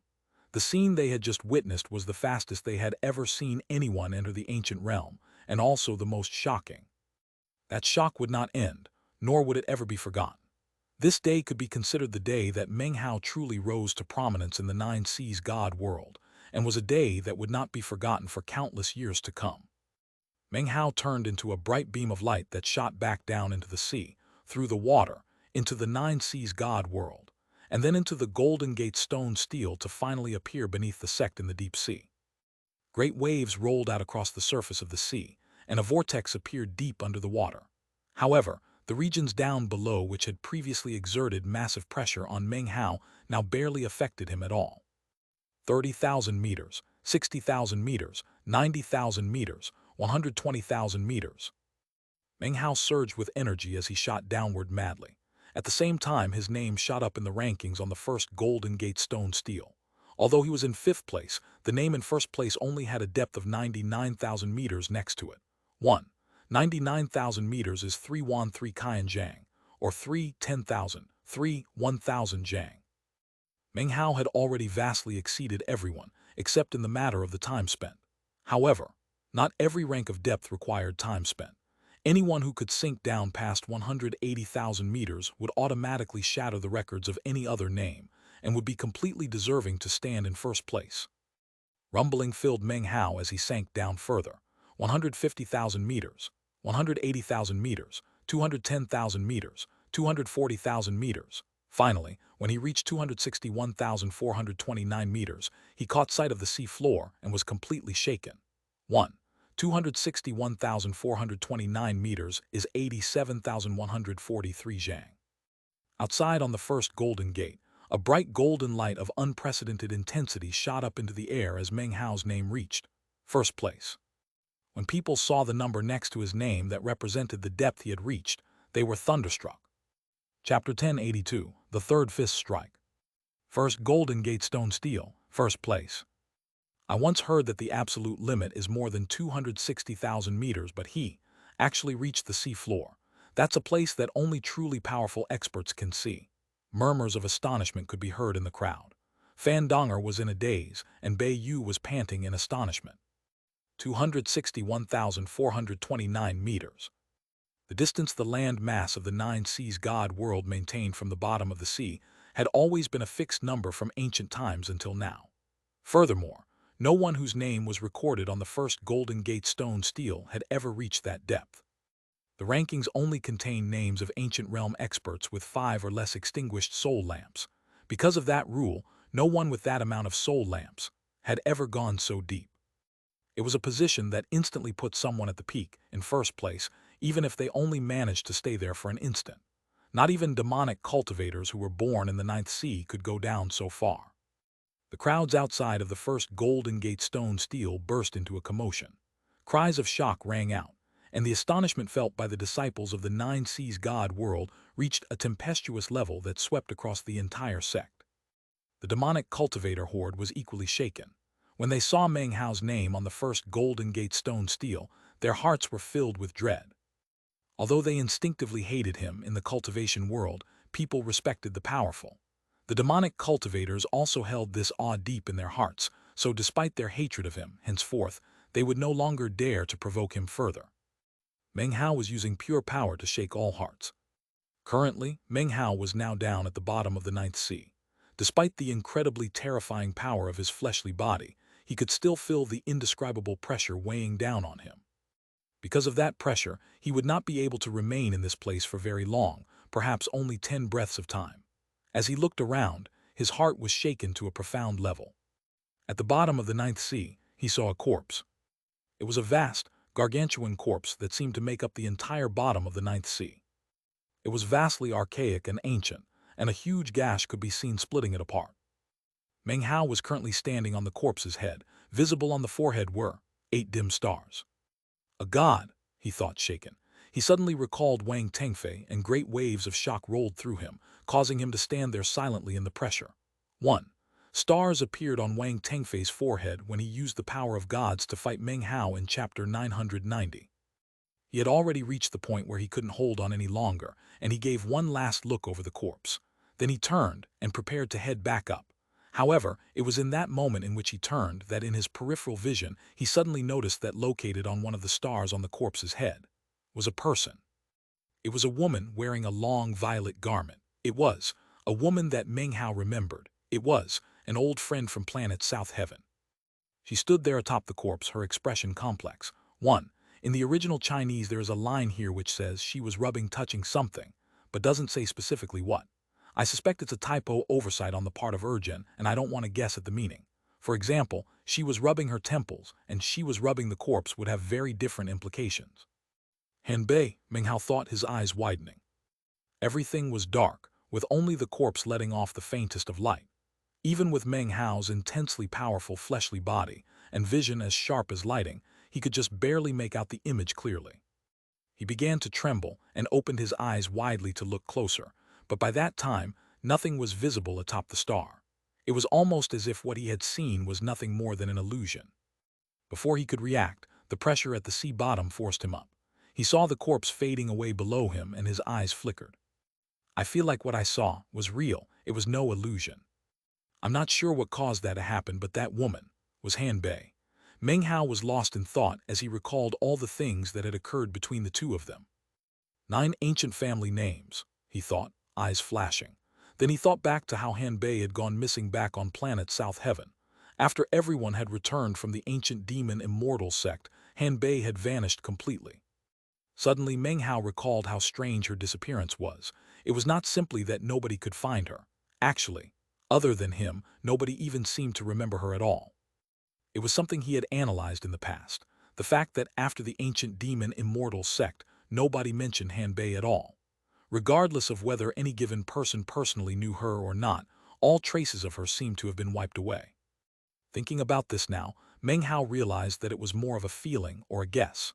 There was one way to prove whether or not his theory was right, and that was Chu Yuyan. She was someone who should remember Han Bei. When she woke up, he would ask her, then he would know the truth. If Chu Yuyan remembered Han Bei, then everything Meng Hao had speculated was simply overthinking. However, if Chu Yuyan didn't remember Han Bei then, it meant Meng Hao would definitely have to think it over some more. I'll know for sure when Chu Yuyan wakes up. Meng Hao glanced back down at the seafloor before shooting up toward the sect. He wouldn't forget the things he had just seen. Shortly, he reached the top and vanished. When he walked out of the first Golden Gate stone stele, he turned back to look at the list of names and smiled. Then he sped toward the second stele. The eyes of all the disciples were involuntarily glued to his back. After stepping into the second Golden Gate stone stele, Meng Hao only needed the time it takes half an incense stick to burn before reaching first place. Boundless golden light erupted out from the stele. This was his second first-place spot. The crowd was shouting and hollering. How could the disciples not realize what Meng Hao was trying to do? He wants to take first place in all the steles. First place in all of the 9 stone steles. It's not even worth talking about. From ancient times until now, the most first-place spots taken by a single person has been 6, and that only lasted for 100 years before the spot was taken by someone else. This Meng Hao could it be, that he's going to pull off another miracle? Rumbling could be heard as Meng Hao flew through the air toward the third Golden Gate. This time he was even faster. He only needed 30 breaths of time before his name sailed past all the other names to the first-place position. The third first-place spot. The crowds were shaken and in an uproar. Gasps could be heard as Meng Hao emerged and proceeded toward the fourth Golden Gate stone stele. Moments later, boundless golden light rose up, staining the entire ocean the color of gold. Meng Hao had his fourth first-place spot. 4 steles, all of them first place. The 9 seas god world was boiling with excitement. Meng Hao really was pulling off a miracle, and his image was being unforgettably engraved into the hearts of an entire generation. Meng Hao chose not to enter the 5th stele. That one he didn't need. He shot past it toward the 6th stele, entered, and after the time it takes half an incense stick to burn, had yet another first-place spot. Everyone was so excited they felt like lightning bolts were crashing down all around. It had been a very, very long time since something like this had happened in the 9 seas god world, something that set everyone's blood boiling. 7th stele first place. 8th stele first place. Meng Hao went from one Golden Gate to another, and other than the 5th stele, which he wanted no part of, he took first place in all of them. He was followed by a crowd of excited 9 seas god world disciples. The demonic cultivators were ashen-faced, their hearts filled with intense fear and shock regarding Meng Hao. He was the first person to have ever succeeded at doing something like this in the 9 seas god world. It was now a certainty that his name would be an eternal myth passed down through the history of the sect. Finally, he appeared in front of the 9th Golden Gate stone stele. He came to a stop and stood there for a moment. Then, face solemn, he took a deep breath and entered. The moment he entered, the old man's voice echoed out to fill the entire world. Do you believe yourself to be qualified to gain the enlightenment of my third fist strike? Absolutely, Meng Hao replied immediately. Very well. As the voice echoed out, the old man appeared out of thin air. He looked at Meng Hao and his eyes shone with praise. He began to walk forward, his voice booming. First fist, life extermination fist. After extermination, one's own life must be sacrificed. After self-immolation, one can slay gods.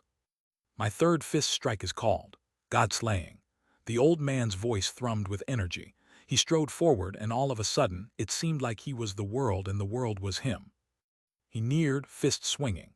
It looked like an ordinary punch, not as murderous as the life extermination fist, nor as domineering as the self-immolation fist. It seemed simple. However, it also filled Meng Hao with an unprecedented sensation of deadly crisis. It was as if this one punch could suck in the energy of the entire world and transform that energy into the power to slay gods. What are gods? As the fist closed in, the old man's voice continued to echo out. Just another name some of the outsiders call themselves. As for us from the immortal world, we respect their power. Therefore, if they wish to call themselves gods, then we approve. It is only because we approve of them that killing them feels so wonderful. Remember, immortals are above everything, and gods are like treasures to make ourselves stronger. In my lifetime, I slew 92 gods. Eventually, I was killed, but my will remain behind in this stone steel, transformed into a soul of battle. The god-slaying fist closed in. Meng Hao was shaking, as he realized that he was completely incapable of blocking this fist strike. It was an entire world condensed into one fist. Despite the fact that his cultivation base was now vastly beyond his previous level, it was still impossible for him to resist it. Why should I resist it? Suddenly, his mind trembled as an idea formed. His eyes began to shine brightly, and instead of trying to block it, he clenched his own hand into a fist and chose to imitate the old man. He decided to unleash his own god-slaying fist. The old man threw his head back and laughed. When his fist connected with Meng Hao's, all of the power of the world poured into Meng Hao. However, Meng Hao wasn't injured at all. Instead, the power guided him to a new awareness. As the power poured into his fist, the world collapsed. Go, you have been enlightened. The old man's smiling voice echoed out as the world vanished. When everything became clear again, Meng Hao was outside of the 9th Golden Gate stone steel. Behind him, the name in the first place position, Zhang Wuya, moved to second place. Meng Hao's name shone with boundless golden light as he moved to first place. Chapter 1083, Lord Fifth's Grand Ambition. For years in the 9th Mountain and Seas 9 Seas God world, the most first-place spots occupied by any one person was 6. That person earned honor and glory that lasted for many years before fading. Even to this day, there was some trace of that glory left behind. The single remaining trace was on the ranking list of the 9th Golden Gate Stone Steel. That person was the previous first-place spot holder, Zhang Wuya. 1,000 years before, he had been the #1 chosen in the 9 Seas God world. Although he had become a legend, strangely, his name was not very well known in the outside world. But now, Meng Hao had broken his record. He had 8 first-place spots, ensuring that everyone in the sect was shaken, from the cultivators watching everything that happened in person to those who were observing from afar in secluded meditation. Conversations immediately broke out in the crowd. This makes me think of elder brother Zhang Wuya from all those years ago. His performance was just as stunning and grand, so domineering. Elder brother Zhang Wuya's achievements slowly faded away over 1,000 years. As for Meng Hao's achievements, I wonder how many thousands of years will have to pass before he is surpassed, as first place on the 9th steel. As the buzz from the surrounding crowd continued to grow louder, Meng Hao took a deep breath, clasped hands, and bowed deeply to Granny 9 and the others. Then, he turned and shot off toward his immortal's cave. As Meng Hao left, he heard Granny 9's transmitting into his ears. 7 days. In 7 days, the windswept realm will be opened. Make your final preparations. He stopped in place, then turned and bowed again before finally vanishing. Soon after, he appeared in his valley immortal's cave, sinking down through the water. Almost immediately, he heard shrill cries echoing about, which happened to be the excited squawks of the parrot. Listen up, it's inspection time. Look lively for Lord Fifth. Come, come, we sing on my mark. Lord Fifth's future happiness all depends on you. The meat jelly didn't want to be left behind, so it cried out. And Lord Third too. Lord Third's future all depends on you. Meng Hao looked around, a strange expression on his face. The first thing he noticed was that the group of demonic cultivators in the pool of water looked extremely gaunt and haggard. However, their expressions were that of mad piety, as if the parrot were truly a god to them. Even more shocking was that Su Yan looked completely different than before. Her face was pale, and she looked dazed. Apparently, the ordeal of going through these days of indescribable torment had brought her willpower to the point of breaking. She looked like she was going through the motions on pure instinct. The parrot gave a shout, and the singing began. Everyone belted out the song in harmony, maintaining a strange cadence. Despite having prepared himself mentally, as soon as Meng Hao heard the song, he could barely force himself to keep listening for more than a few seconds. I'm your little dear little seafood dish. However you love me, it's never too much.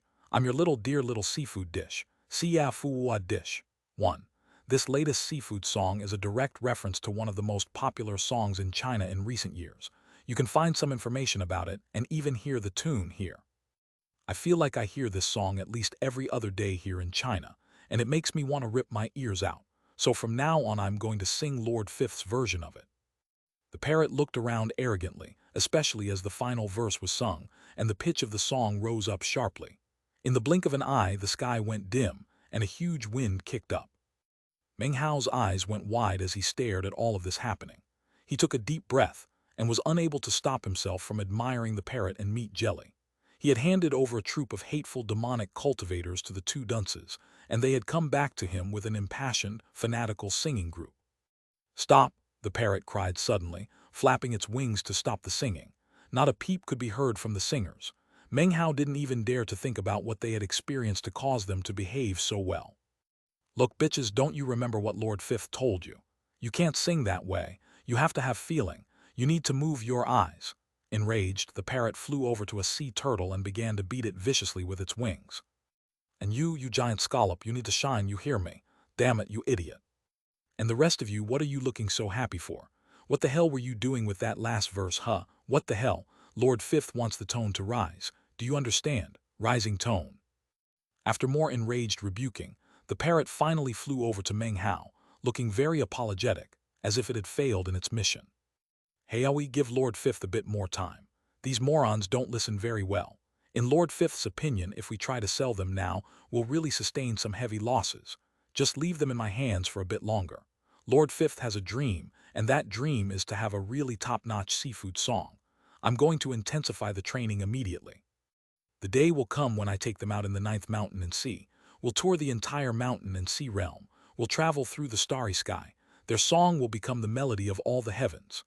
Having found its new ambition, the parrot began to glow with bright light. Meng Hao stared in shock.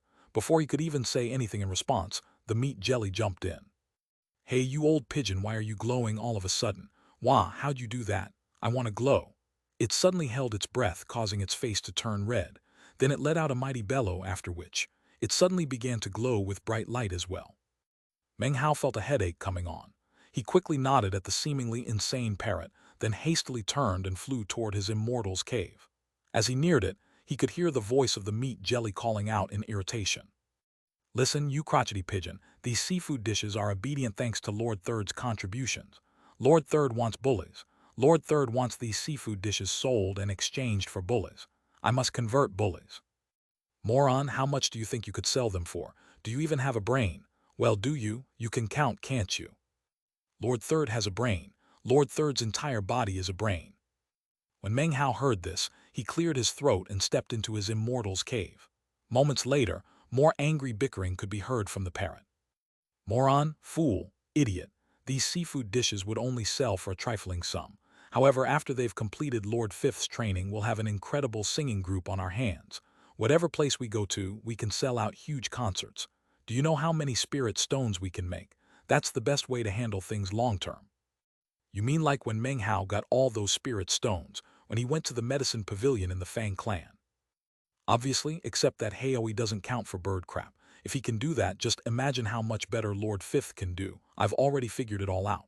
When the time comes, the two of us will be the lead singers. Even Haoi will have to come sing too. When I think of that image, I just get so excited. We need to think of a band name. Come on, start thinking of some ideas." Meng Hao slipped into his immortal's cave and waved his hand, sealing away the outside world. He truly had no further desire to listen to the parrot and meat jelly speaking to each other. As for the song, Meng Hao believed that he would feel utmost admiration for anyone who could listen to the entire thing. Although if the parrot actually did succeed and the seafood song got popular, maybe he would cooperate and sing with them, for the spirit stones. He sat down cross-legged and patted his bag of holding. A beam of light immediately flew out, which was Chu Yuyan. As he lay her down in front of him, he noticed that her face was no longer pale but had some color to it. She still wasn't awake, though. He looked at her for a long time before finally sighing inwardly. Then he reached out and touched her forehead, sending cultivation base power into her, accelerating the process of dispelling the poison. The heart blood of 10 sea dragons was definitely capable of dispelling the poison afflicting her. However, it wasn't capable of doing so very quickly. The process of cleansing her chi passageways was a slow one, in which the poison was constantly broken down and transformed into something beneficial to one's cultivation base. After checking her thoroughly, he sat and thought for a moment, and then decided not to force the process to go any faster. Chu Yuyan's current state wasn't a harmful one to her, and in fact, could be viewed as a type of good fortune. Actually, the sea dragon venom was both a venom and powerful tonic. With no antidote, it would be deadly. With the antidote, it was exactly the opposite. This catastrophe will actually help her to make a huge advancement in terms of her cultivation base and bring her that much closer to the immortal realm. Eventually, he pulled his finger back, whereupon a tremor ran through Chu Yuyan. Her eyes opened slowly, and she looked blankly at Meng Hao. Then her eyes went wide for a moment before she closed them again, as if she were thinking. After a few breaths of time passed, she opened her eyes again, and they were clear and bright. She seemed extremely calm, although her voice was a bit weak as she said, "Was it you that saved me? Thank you. What is this place?" When he saw the expression on her face, he was silent for a moment before saying, "It was my fault you got dragged into this. We're in the Nine Seas God world." Then he proceeded to explain everything that had happened. Chu Yuyan didn't speak. She merely listened quietly. From the look of it, she was in a very fragile state and would only be able to stay awake for a short period of time. After hearing the story, she smiled slightly, as if she had forgotten about everything that had occurred between the two of them in the past, and now thought of them as merely friends. She gave a nod of understanding, doing nothing to reveal what she might actually be thinking. "I never imagined that after all these years, we would meet again like this." Were it not for the words she had muttered back on Seajikit Island, Meng Hao would have had a hard time detecting that she was acting strangely. Now that he was looking for it, it was plain to see that she was putting on an act. Furthermore, within her slight smile could be seen a trace of both disappointment and pride. Back on planet South Heaven, she had made a decision. "You have your glory and I have my pride. It doesn't matter how it all happened," she said. "Thank you. I will remember the kindness you've shown. Maybe I won't ever be able to pay you back, but I won't forget." She struggled to her feet, then gave Meng Hao a curtsying bow. Seeing Chu Yuyan act so politely toward him, caused Meng Hao to sit there in quiet reticence. "I've recovered," she said softly, "so I'll take my leave now. You, take care of yourself." Supporting herself by leaning against the wall of the cave, she made to leave but was too weak. After only a few steps, she staggered, face pale, and began to fall over.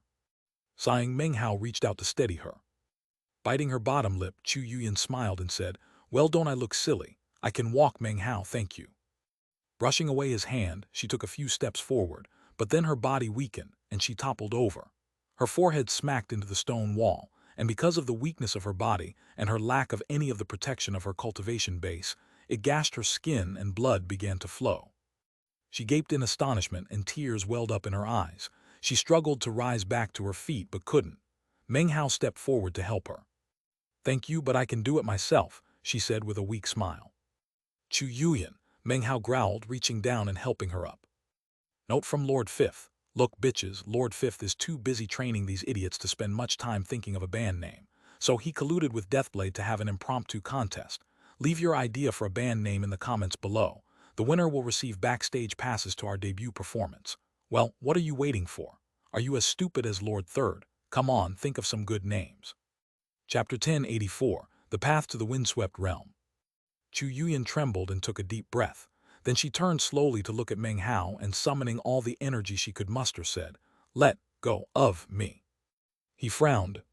"What can't keep your hands off me?" she asked derisively, "just like that year in the volcano." "You're very weak right now," he replied calmly, releasing her arm. "Don't be so anxious to leave." "Thank you for saving me," she said, her voice even weaker than before. "As for getting kidnapped, you don't need to feel guilty about that. It's not like you did it personally." She tucked a strand of hair behind her ear and then slowly edged forward, keeping her hand planted firmly on the wall to support herself. Meng Hao did nothing to stop her.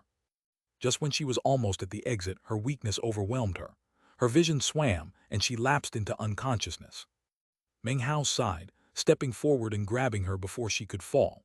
He then laid her down on the ground and sat cross-legged off to the side, his expression complex. The Immortal's cave was very quiet, which allowed Meng Hao to do a lot of thinking. One by one, various scenes of events on planet South Heaven played through his mind. Time passed. 2 days later, Chu Yuyan opened her eyes again. By now, she had recovered a lot of her energy but was still weak. She struggled to her feet once again, but this time didn't mention anything about leaving. She sat down cross-legged, gazing blankly at nothing. "Do you remember Han Bei?" Meng Hao suddenly asked. Chu Yuyan didn't respond for a long time. Finally, she turned and looked at Meng Hao with a slight frown. "Who's Han Bei?" Meng Hao's eyes widened. After a moment of thought, he said, "Han Bei from planet South Heaven. She was a disciple of the Black Civ sect in the southern domain." Doesn't ring a bell, she said, looking at him. I didn't have much contact with the Black Civ sect. Why? Oh, nothing. I was just thinking of something that happened a while back. His face darkened as he realized that Chu Yuyan's answer didn't really help him much at all. After all, Chu Yuyan never really knew much about the Black Civ sect to begin with. Therefore, it made sense that she might not know much about Hanbei. The fact that she didn't remember her now was a bit of a clue, but not true proof, nor much of an explanation about anything. After all, Chu Yuyan's position within the Violet Fate sect had been far different than Hanbei's in the Black Civ sect. It was even possible that she had never even heard of Hanbei, or if she had, never cared enough to take note of her. Seeing that Meng Hao didn't want to discuss the matter further, Chu Yuyan didn't ask any questions. She closed her eyes to meditate. Right now, she knew that she didn't have the energy to leave. Therefore, the best thing to do was to recover as quickly as possible. Then she could leave and return to her sect. She didn't want to look at Meng Hao, which made it difficult to know how to interact with him. Every time she saw him, she felt unsettled. The days following her departure from planet South Heaven, she had often asked herself what it was about Meng Hao that she actually liked. It couldn't just be that one incident in the volcano, nor could it be all the things that had happened afterward. In the end, she couldn't find a good reason. She knew that she should hate him, but no matter how much she tried, it was as if his image was burned into her heart.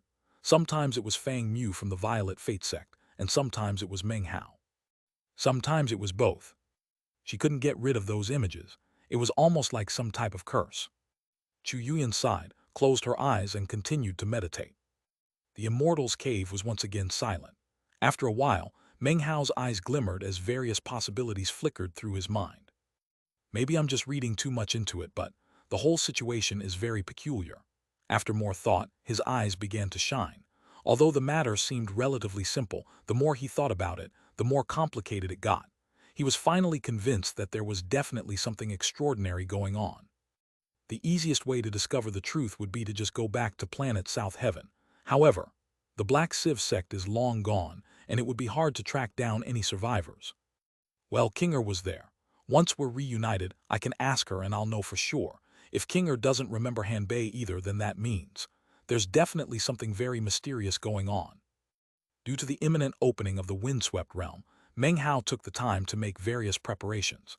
He used spirit immortal stones on all of his black beetles, and even increased the number he fed them in order to speed up the process. In the days that passed, he sealed them away one by one into his bag of holding. In addition to that, he was also maintaining the peak performance of his immortal emperor state. He was far, far stronger than before, and also had his newly empowered divine sense. Furthermore, because of all the trials and tribulations that he had experienced, his cultivation base had experienced explosive growth. However, those were not his trump cards. His trump card was his ancient realm fleshly body and the two ignited soul lamps in his eyes. Because of that, his battle prowess was vastly increased. Another thing he did was organize his bag of holding. He wanted to make sure that he was thoroughly and completely prepared for the windswept realm. He also took out the half-burned incense stick that he had acquired along with the spirit immortal stones. After examining it thoughtfully for a while, he carefully put it back into his bag of holding. I should be able to find an opportunity to absorb my second nirvana fruit in the windswept realm, he thought, taking a deep breath. Soon 7 days passed. At dawn, the toll of bells could be heard, filling the entire Nine Seas God world. Meng Hao's eyes opened, and they shone brightly. In the same moment that he opened his eyes, an ancient voice echoed in his ears. It was none other than Godmaster. Meng Hao, the hour has arrived. Come to the mountain peak. Meng Hao took a deep breath and rose to his feet.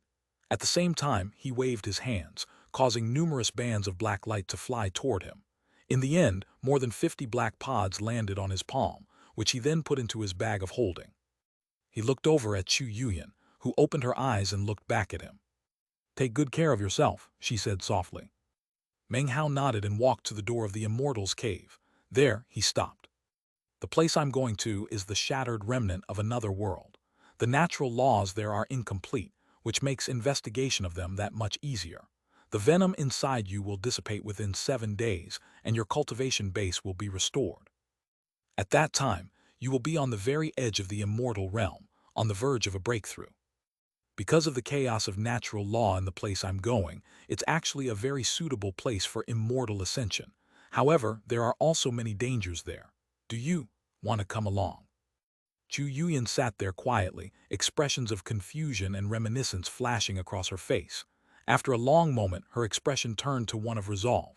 She had suddenly recalled something told to her once by Pill Demon. Work hard at cultivation. That way, one day, if you find you've lost everything, you will still have a great Tao with you. Chu Yuyan looked up at Meng Hao and said, "Thank you, I'll go." He didn't respond. He waved his right sleeve, causing an incredible gravitational force to appear. Chu Yuyan didn't struggle. She allowed the power to pull her into Meng Hao's bag of holding. Finally, Meng Hao turned and exited the immortal's cave in a flash. As soon as he appeared outside the door, he shot upward. As he did, he glanced down at the demonic cultivators and Su Yan, then made a grasping motion, sealing them and pulling them into his bag of holding. "Parrot, meat jelly, let's go." The parrot gaped in astonishment, and the meat jelly looked flabbergasted. "Go where?" "The windswept realm." "Rumble." Meng Hao shot out of the water and flew up into the sky.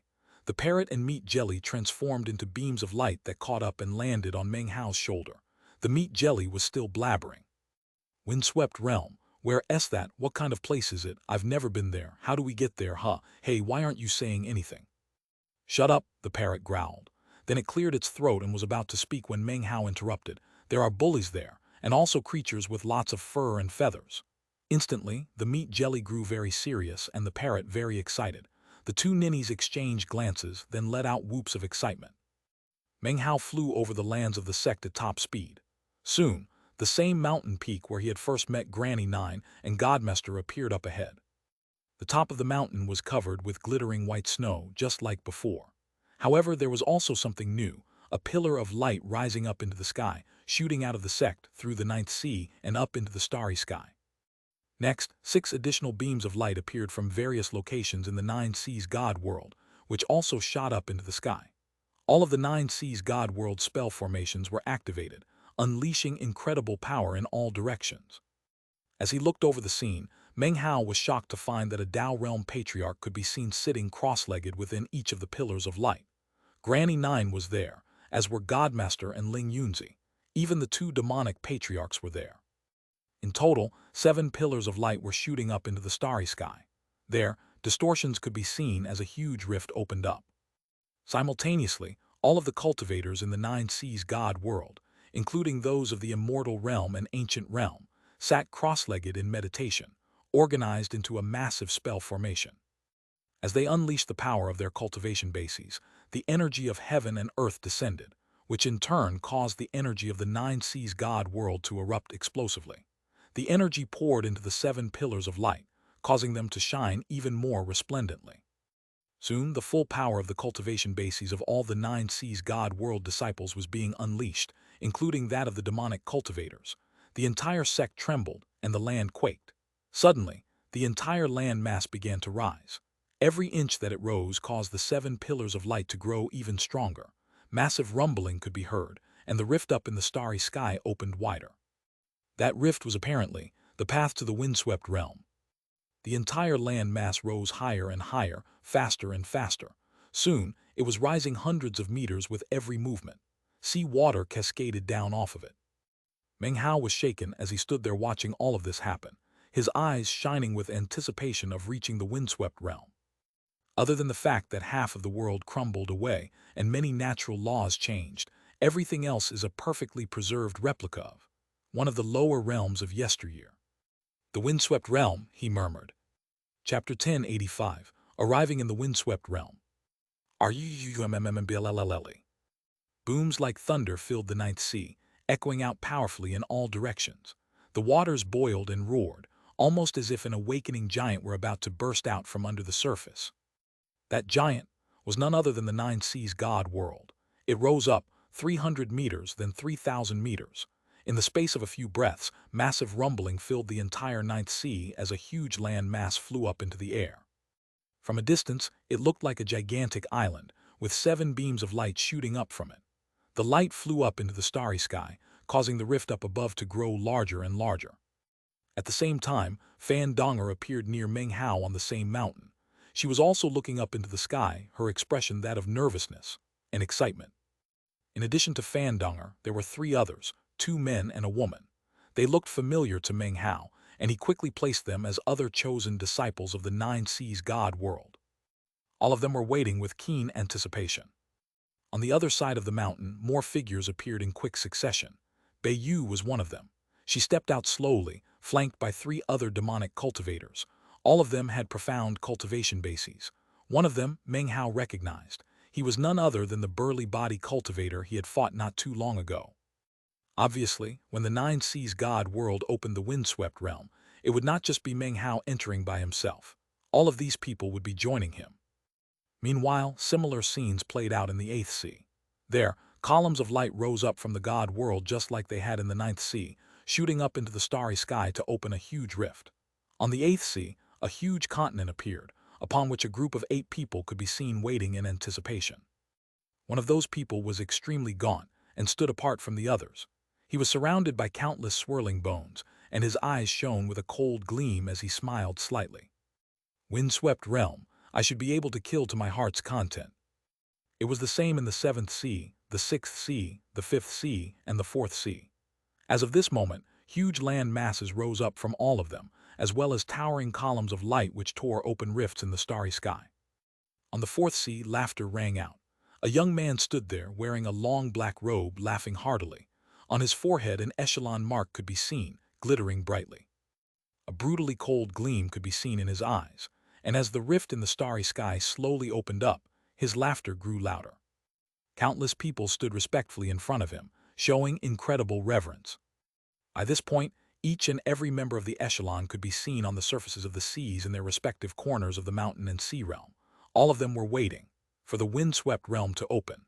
All of these people were chosen, and any one of them could be considered similar to Meng Hao. To the other chosen from their parts of the mountain and sea realm, they were seemingly impassable mountains. Now all of these mountain-like figures were going to convene in the windswept realm, which would be the location of the echelon battles. Some echelon members had already clashed on numerous occasions. However, for Meng Hao, this would be his first time encountering any of them. Echelon battles were battles of life and death.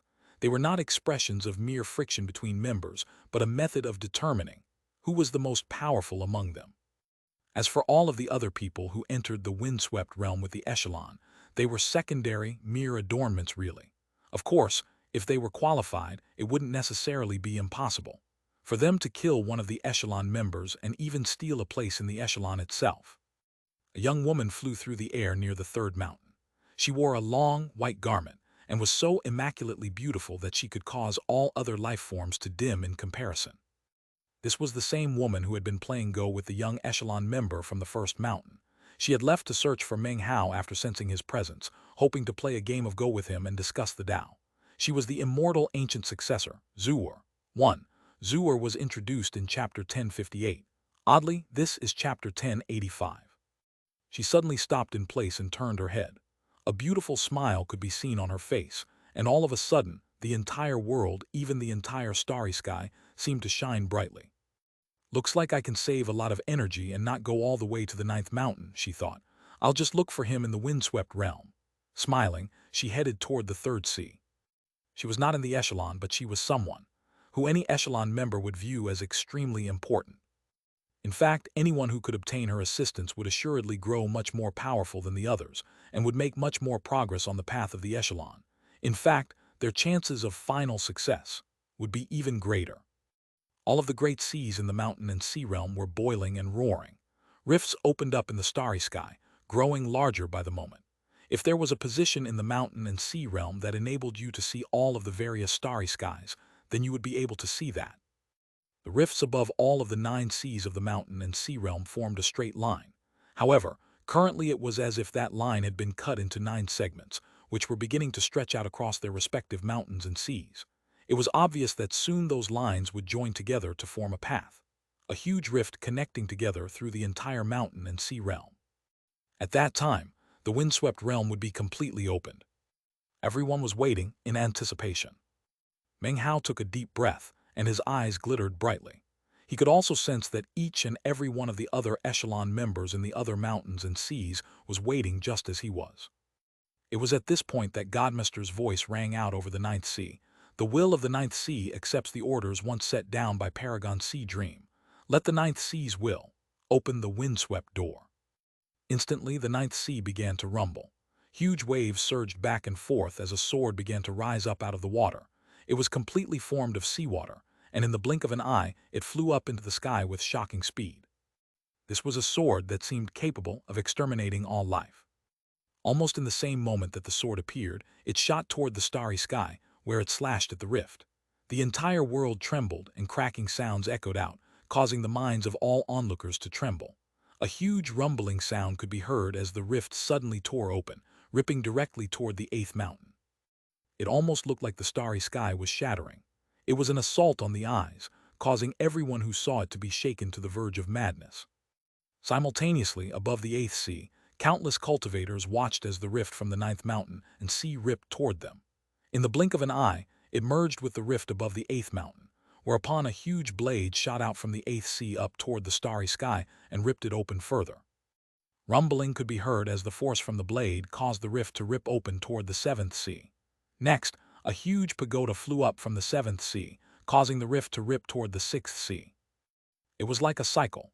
It continued on to the fifth sea, the fourth sea, the third sea, until the very end when the huge rift merged with the rift above the first sea, creating one gargantuan rift above the mountain and sea realm. In the moment that the rift opened, Meng Hao and all of the others trembled violently and felt their hearts pounding. They all knew full well that their destination was not a place in the mountain and sea realm. This trial by fire involved leaving the mountain and sea realm and going to one of the former lower realms. For Meng Hao, this feeling was completely different than the feeling he had experienced when leaving planet South Heaven and heading toward planet East Victory. Godmaster's archaic voice echoed out again, "The hour has arrived. Meng Hao, it is time to leave. Keep in mind, you will not be the only disciple going to the windswept realm. There will also be cultivators from the other 8 seas. Remember, the only person you can rely upon is yourself. Even more importantly, remember that the world essence lies in the central region of the windswept realm. That is what you must acquire. Whoever acquires the world essence will be the victor of this trial by fire. It is only then that the great door back to the mountain and sea realm will appear, and you will be able to return. When in the windswept realm, you must rely on yourself, but you will also have the support of your fellow sect members. Whatever past grievances or grudges existed will no longer apply in the windswept realm. I don't care what you do to each other after you get back, even if you start fighting immediately afterwards. However, in the windswept realm, the most important thing is that you work together." Suddenly, Godmaster waved his sleeve, causing a bag of holding to fly out toward Meng Hao. Inside that bag of holding was the 300 million immortal jades he had won from the demonic cultivator horde. It was at this point that one of the 2 patriarchs from the demonic cultivator horde spoke. "All of you take heed. While you are in the windswept realm, forget about past matters. The most important thing is to work as a team." After the words echoed out, Godmaster spoke into Meng Hao's mind. "After you get to the windswept realm, it's up to you whether or not to kill the demonic cultivators. Don't think that the things you have experienced recently are unique to the ninth sea. All of the other members of the echelon from the other seas have experienced similar dangers." Similar provocative words were spoken into the ears of the demonic cultivators. Rumbling could be heard as Meng Hao suddenly shot up into the air. He was followed by Fan Donger and Bei Yu, plus the 3 ordinary cultivators and the 3 demonic cultivators. In total, 9 streaks of colorful light shot up into the rift in the starry sky. As they neared, a powerful gravitational force appeared, which grabbed a hold of them and pulled them into the pitch black of the rift. Streaks of light could also be seen above the 8th sea, the 7th sea, all the way to the 1st sea.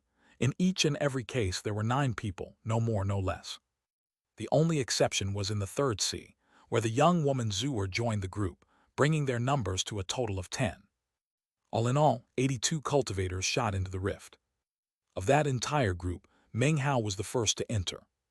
In this instance, it was the 9th sea which had opened the windswept realm, and Meng Hao was the most qualified from that location. As such, he was the first cultivator to enter the windswept realm. He was in the lead, surrounded by boundless darkness. However, a wind could be felt, a wind which grew stronger and stronger. Eventually, it was like a windstorm which swept about in all directions. Within that windstorm, Meng Hao could see countless corpses and ruins. It looked like the remains of a battlefield. from which he could sense how terrifying the war had been which destroyed all these things. It was even more shocking than the ruins of immortality. Suddenly, an enormous gravitational force appeared within the windstorm, grabbing Meng Hao, Fan Donger, and the others, and pulling them forward. Up ahead was a rift that bore a strong semblance to a spell formation.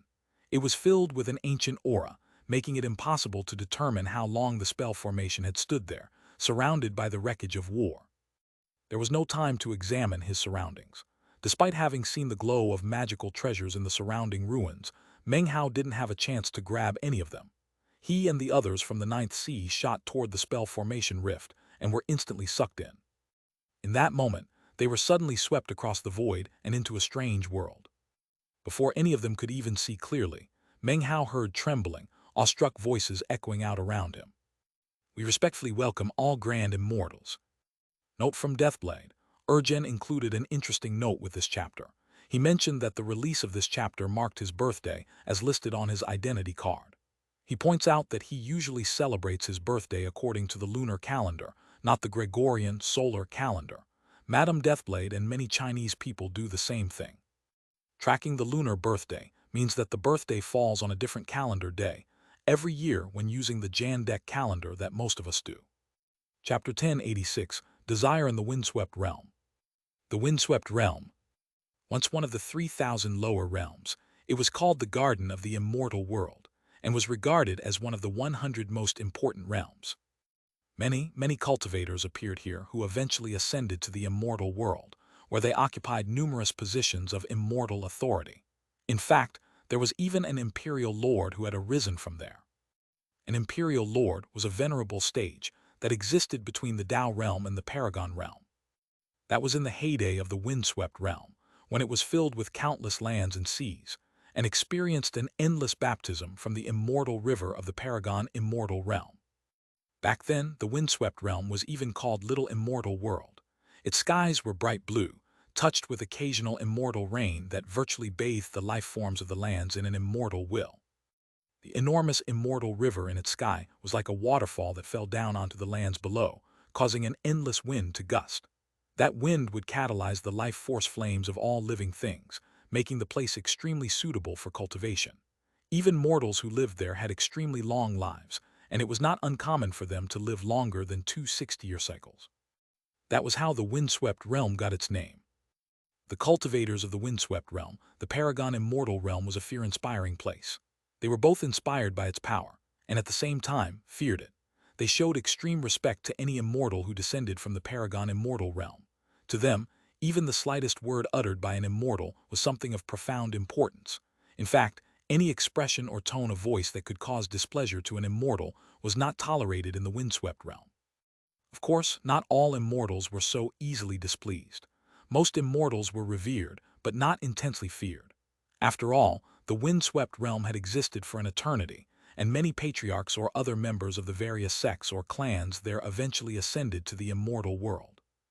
Unfortunately, all of that changed during the Great Catastrophe.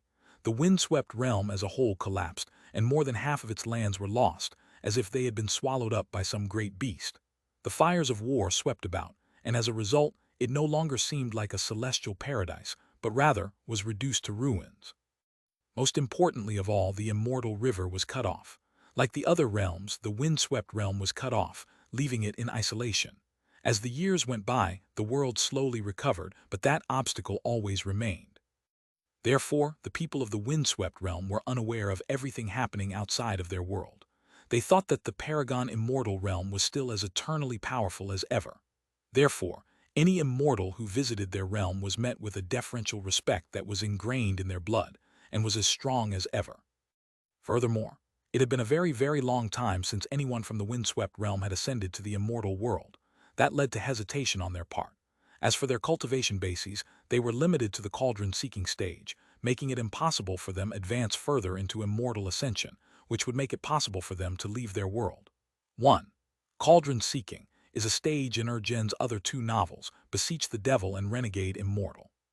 In terms of cultivation, it's on almost exactly the same level as Tao seeking, in other words, the last stage or part of the last stage before reaching the next realm. Cauldron seeking might not be the best translation for the other novels, but here I'm going with the most literal translation to make it sync well with "I shall seal the heavens." Because of all of that, any immortal who arrived was treated with incredible respect, and was even feared. It also caused the cultivators of the windswept realm to thirst for the good fortune which might be available from the immortals. Therefore, to the people of this generation of the windswept realm, the recently arrived cultivators from the mountain and sea realm were like deities. Meng Hao and Fan Donger, as well as the other 3 ordinary cultivators, plus Bei Yu and the 3 demonic cultivators, all arrived in the southeastern region of the windswept realm, in the middle of a desert. Rolling sand spread out in all directions, and the heat was so intense that it caused everyone to sweat profusely. Despite that, there were nearly 10,000 cultivators present, packed together tightly, prostrated on the ground in the shape of a spell formation. There was no attacking power built into this spell formation. It was merely ceremonial, a show of respect. It was made of men and women, children and old folks. They all prostrated on hands and knees, their expressions that of awe and reverence. Their heads were bowed, and not a single one dared to look up. In the middle of this group of people was a huge altar, covered with numerous carvings that emanated what seemed like an eternal, untouchable power. As of this moment, 9 beams of light could be seen illuminating the sky as they shot down toward the altar, which let out rumbling booms. All of the magical symbols on the altar began to shine and glow, as if to receive the incoming guests. The rumbling sounds grew more intense, and the surrounding cultivators began to tremble even harder. None of them dared to even lift their heads. One of them, an old man who was located in the ring of cultivators closest to the altar, called out in a loud voice, "We respectfully welcome all the grand immortals." His words echoed out for the time it takes about 10 breaths of time, after which brilliant pillars of light shot up from the altar to connect to them. Then the light slowly faded away to reveal 9 cultivators. Meng Hao was one of them. All of the people from the 9 seas god world shone with golden light, making them look completely sacred and inviolable. Furthermore, because their cultivation bases vastly exceeded that of the cultivators of the windswept realm, they emanated incredible pressure which pushed down on the surrounding crowd and caused them to tremble. Meng Hao looked out of sorts for a brief moment before recovering. His eyes swept about, taking in the altar they were standing on, and the more than 10,000 cultivators prostrated respectfully. He also saw that past the cultivators were even more people, tens of thousands all prostrated on the ground, not daring to lift their heads. Up in front of those tens of thousands of people was a middle-aged man wearing an imperial robe. He was also trembling as he prostrated himself. From the look of it, he was the emperor of this region or nation.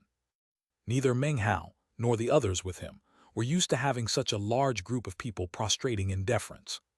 The old man who stood among the 10,000 cultivators was the first one to lift his head and look at Meng Hao and the other 8. He seemed incredibly ancient, as if he had lived for countless years. However, his cultivation base was only at the cauldron-seeking stage. "Grand immortals," he said, "it is the inestimable honor of our 9th nation to welcome you here today. It has been over 1,000 years since any immortal has arrived here to bestow good fortune. Please accept the worship of our 9th nation's 7 great sects and 3 great clans." Behind him were 10 old men, who were apparently the patriarchs of the sects and clans he had just mentioned. They radiated respect as they slowly raised their heads to look at Meng Hao and the others, whereupon they once again bowed in worship. "I'm your servant Jade," said the oldest of the old men, the first one to speak. "Grand immortals, now that you have descended to our lower realm, anything you need or want will be provided to you. We will do anything in our power to satisfy your every desire." His eyes burned with passion as his voice rang out. 2. Jian name in Chinese is Chinese letter Jian Daozai. Jian is a surname which is also the character for sword. Daozi is what often gets translated as Tao Child. "If we asked all of you to end your own lives, would you?" asked one of the demonic cultivators standing with Bei Yu, his voice cold. Meng Hao frowned in response to his words, and even Bei Yu looked displeased. However, the old man named Jian Daozi didn't hesitate for even a moment. "Unless another of the grand immortals interfered, all you would have to do would be to speak the word." The demonic cultivator hesitated for a moment. However, both Meng Hao and Fan Donger, as well as all of the others, could hear the decisiveness and resolve in Jian Daozi's words, as well as the fanatical passion. It wasn't just him who had such an attitude. All of the old men, and apparently all of the other cultivators, were exactly the same. Although not every single individual appeared to be madly fanatical, the reverence that shone in their eyes, the type that an inferior person would show toward a superior, caused Meng Hao's heart to tremble. All of a sudden, a young cultivator among the crowd couldn't seem to hold back any longer, and lifted his head to look at Meng Hao and the other 8. When his eyes fell upon Bei Yu and Fan Donger, the youth seemed to be struck breathless. Almost in the same instant that the young man looked up, the aged giant Dayazi's face flickered with anger. Similar looks appeared on the faces of all of the other old men. "How dare you?" roared giant Dayazi. The young man's face went ashen, and a look of panic appeared on his face. He quickly bowed his head, but it was too late. "Blasphemy against deities is a violation of the laws of the windswept realm," giant Dayazi said coldly. He waved his finger toward the young man, causing a stream of air to slam into his forehead. The young man trembled and then died instantly. This caused Meng Hao's eyes to widen. Everyone else stared in shock. However, that simple action didn't finish things. One of the 10 old men behind giant Dayazi immediately raised his right arm into the air and severed it. His face was pale white as he lifted his severed arm into the air and dropped to his knees. "That young man was a member of my humble sect," he said. "I did not instruct him well, and am thus implicitly involved.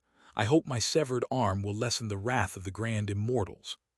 Bei Yu was panting, and Fan Donger was completely shaken. Meng Hao stared in shock at everything that had happened. Even his willpower was rocked by the behavior of these people of the windswept realm. The feeling was indescribable, as if, in the briefest of moments, they had all suddenly turned into true paragons. It would be impossible for them to experience such a feeling in the mountain and sea realm, because there would always be cultivators above them who were far more powerful. Although the number of such higher powers was nothing compared to the people who were weaker than them, the mountain and sea realm was simply too vast a place. The mountain and sea realm had its rules and etiquette, which were like layer upon layer of nets that entangled everyone. Such things formed natural law that didn't permit unbridled actions. However, the windswept realm was not only cut off from any other realm, the highest cultivation bases there were not even in the immortal realm. Therefore, Meng Hao and the other 8 really and truly were deities. Power, wealth, and anything else they desired could be had by merely asking. If it was wealth, a single sentence could cause the riches of an entire nation to be handed over. If it was power, then in an instant they could be crowned an emperor. Wherever they went in the 9th nation, if they fancied someone, they could take that person away at any time. They could do exactly as they pleased, and the people below them would not only be incapable of refusing to comply, they would actually feel honored to serve. This was true from the moment they arrived. Something as astonishing as this caused the minds of Meng Hao and the others to reel. Finally, they were able to experience what it was like to be completely unconstrained by any rules or customs. In this place they made the rules. At this moment, similar scenes were playing out in all of the other districts of the windswept realm. Everyone who had arrived was shaken to the core. The echelon members and other cultivators from the 9 seas of the mountain and sea realm all went to different locations. However, each and every one of those locations belonged solely to those people who occupied it. In total, the windswept realm had 9 nations. Therefore, each of the 9 seas occupied one of those nations. In the center of the 9 nations was the location of the world essence, an ancient temple. That was the goal of all of the people who had just arrived. Chapter 1087, Eradication. The windswept realm had 9 regions, which were occupied by the 9 nations. All of them together formed a huge ring shape. In the center of the ring created by the 9 nations was the temple. Between each of the nations was a massive windstorm that stretched from the sky down to the land, keeping all of the 9 nations separated and making passage between them very difficult. Because of the windstorm barrier, the 9 nations were essentially sealed. Only the cauldron-seeking cultivators could pierce through, and even then it required a steep price. The barriers acted like a protection, allowing the 9 nations to slowly grow and become more powerful. But now that the cultivators from the mountain and sea realm had arrived, the barriers separating the 9 nations were trembling, and the eternal winds were showing signs of dissipating. Currently, Meng Hao stood on the altar in the desert of the 9th nation, heart thumping. He watched as the young man was executed for simply looking up, and then saw the old man sever his own arm. The old man acted with complete decisiveness, such that blood was still spurting out of the wound as he dropped to his knees in worship. Apparently, Unless one of the grand immortals spoke, the man would not stop the blood from flowing. Fandonger was inwardly shaken, as was Bei Yu. The other ordinary cultivators and demonic cultivators had similar reactions. They could count as nothing more than the junior generation in the cultivation world, and had not seen or experienced all the trials and tribulations that the old-timers had. The shocking scene left Fandonger and the others mentally shaken. Meng Hao stood there silently for a moment before waving his right finger. A medicinal pill flew out and landed on the stump of the old man's severed arm.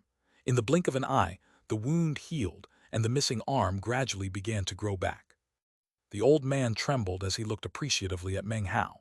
Inwardly, he sighed with relief, and then once again bowed deeply. "Many thanks, Grand Immortal." The oldest man among all of the windswept realm's cultivators was Jade. Wisdom flickered deep within his eyes as he casually turned to look over at Meng Hao.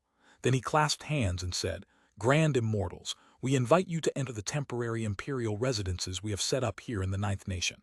Grand Immortals, do you plan to reside together or live separately?" As he finished speaking, he waved his hand, causing glittering light to rise up from the ground in front of him. Shockingly, a map of the entire Ninth Nation suddenly appeared. The various areas on the map were clearly labeled to indicate which ones had spiritual energy and which ones had abundant cultivation resources. All locations that were suitable for habitation by cultivators were clearly marked. Furthermore, the various advantages and disadvantages of each location were explained clearly. In the very center of the Ninth Nation, not too far from its capital city, was a mountain, half of which was covered with snow, and at the foot of which could be seen a lake.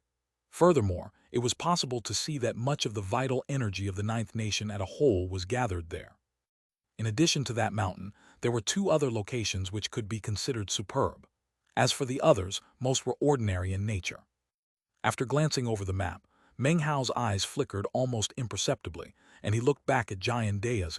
Once again, he was able to perceive the wisdom and foresight which the old man possessed. To Jade and the other cultivators, Meng Hao and his companions were all grand immortals. Although they venerated all of them, it was impossible for them to determine which of the nine maintained the most superior position. Not only did they have no way of ascertaining such matters on their own, they could not afford to make any mistakes. If there were any misunderstandings about the seniority of the visitors from the mountain and sea realm, it could lead to dire consequences. This map, and the process by which the immortals dealt with it, would be one way to get some instant clues. Fandonger looked over the map, then glanced at Meng Hao. Afterward, she extended her right hand and pointed at one of the two lesser areas, opting not to take the most optimal location, the mountain with the national fate. Bei Yu hesitated for a moment, then subconsciously looked over at Meng Hao. Her eyes glowed for a moment, and she didn't immediately make a decision. The other three ordinary cultivators with Fandonger were well aware of their place and picked other locations. However, with the exception of the burly body cultivator, the other demonic cultivators looked at the map with glittering eyes. They edged slowly over to Bei Yu's side, then looked over coldly at Meng Hao as if they were itching for a fight. This scene immediately revealed how much friction existed between them, something that Jade and the others instantly picked up on. Fandonger said nothing. She backed up a few paces, unwilling to get involved. The other three ordinary cultivators hesitated for a moment before also backing up, apparently maintaining neutrality as they tried to ignore the increasing tension building up between Meng Hao and the demonic cultivators. The burly demonic body cultivator seemed to be inwardly conflicted. He gritted his teeth hard before giving an angry glance at the other demonic cultivators and then backing off. He, too, chose not to get involved. He was already incredibly frightened of Meng Hao. Among the 9 new arrivals, 5 chose to remain neutral. 3 demonic cultivators remained behind, including Bei Yu, all of whom glared murderously at Meng Hao. Meng Hao's expression was the same as ever, although inwardly he maintained vigilance. These 3 demonic cultivators obviously knew exactly how powerful he was, and yet they still were brave enough to bare their teeth. That indicated that they were confident enough to go up against him and were obviously completely prepared. Jade and the others watched what was happening with calm expressions. However, inwardly, they already had an answer to their original questions, causing their eyes to flicker toward Meng Hao. Although Meng Hao didn't look like anything particularly special when compared with the others in his group, Everyone's actions clearly showed his position and status. My demonic cultivator horde has taken a liking to that mountain, Yu suddenly said. She pointed at the mountain with the collection of vital qi. Anyone could look at that mountain and tell that it possessed national aura. Furthermore, that was obviously the best place to practice cultivation, and most likely the optimal location to gain enlightenment regarding the windswept realm. What a coincidence, replied Meng Hao, smiling. I happened to take a liking to the same mountain. Although he was smiling, it was a cold smile. He had done nothing to cause any problems with the demonic cultivators. They took the initiative to provoke him. Although they might have their trump cards, Meng Hao didn't mind showing them that no matter how powerful their secret weapons were, he could still sweep over them. If he was willing to make a huge scene in the Nine Seas God world, then here, in a place like the windswept realm with no rules or limitations, he would act even more flamboyantly. Killing intent flickered in Yu's eyes, and the two demonic cultivators flanking her smiled coldly. They were just about to step forward when all of a sudden, Meng Hao's expression flickered. He backed up a few steps and looked up into the sky, apparently too busy to pay any attention to Yu and the others. Fan Donger and all the other cultivators also seemed to sense something, and also looked up. The two demonic cultivators' faces flickered with confusion, and they ceased any attacks as they looked up into the sky. In almost the exact same moment that they looked up, an indescribable pressure suddenly exploded downward, crushing down onto everything with destructive force. The entire land quivered, as if the whole realm were trembling. The aura seemed to be weighing down from the sky, but in fact, that was not the case. It was actually coming from the very center of the windswept realm, from the windswept realm's temple. That temple contained the world essence of the windswept realm, and as of this moment, the arrival of all of these people was causing an eruption of that very aura. That eruption was weakening the barriers between the 9 nations to the point of collapse, and at the same time was causing a very strange aura to fill the entire world. The wind was growing stronger, and the sun in the sky was changing color. The plants were swaying back and forth, and the animals of the windswept realm were howling into the sky. Numerous fissures snaked across the sky, only to rapidly close again. Apparently, a natural law that was originally difficult to detect was suddenly awakened by the arrival of Meng Hao and the others. That's the essence. I can sense essence aura. This is the true windswept realm. I was wondering earlier why I didn't sense much of anything different after arriving here. Meng Hao took a deep breath as he sensed the natural law of the world. He closed his eyes and felt as if he could feel essence itself. That feeling was completely unprecedented. It almost seemed like all he had to do was reach his hand out to acquire the essence. It was like the single move of a hand could cause ripples in the natural laws. If you liken the mountain and sea realm to a solid wall, blocking everything, then the windswept realm was like a net, full of holes. Because of all of those holes, the natural laws and essence were easily visible to everyone present. Of course, anyone whose cultivation base was not in the immortal realm would be unable to detect these things. At the same time that the world essence of the windswept realm erupted, intense pressure swept out over the entire world. The pressure weighed down almost as if the entire world had been submerged at the bottom of the sea. Thankfully, all of the people who came here from the 9 Seas God world were used to such pressure.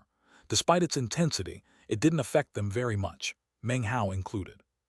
However, Meng Hao was also aware that were it not for the 3 months he had spent acclimating himself to the 9 Seas God world, then he would only be able to utilize a small portion of his cultivation base. As the pressure rose, and the vast power of natural law and essence revealed itself, the Immortals' caves that were the temporary imperial residences in the 9th nation all began to change.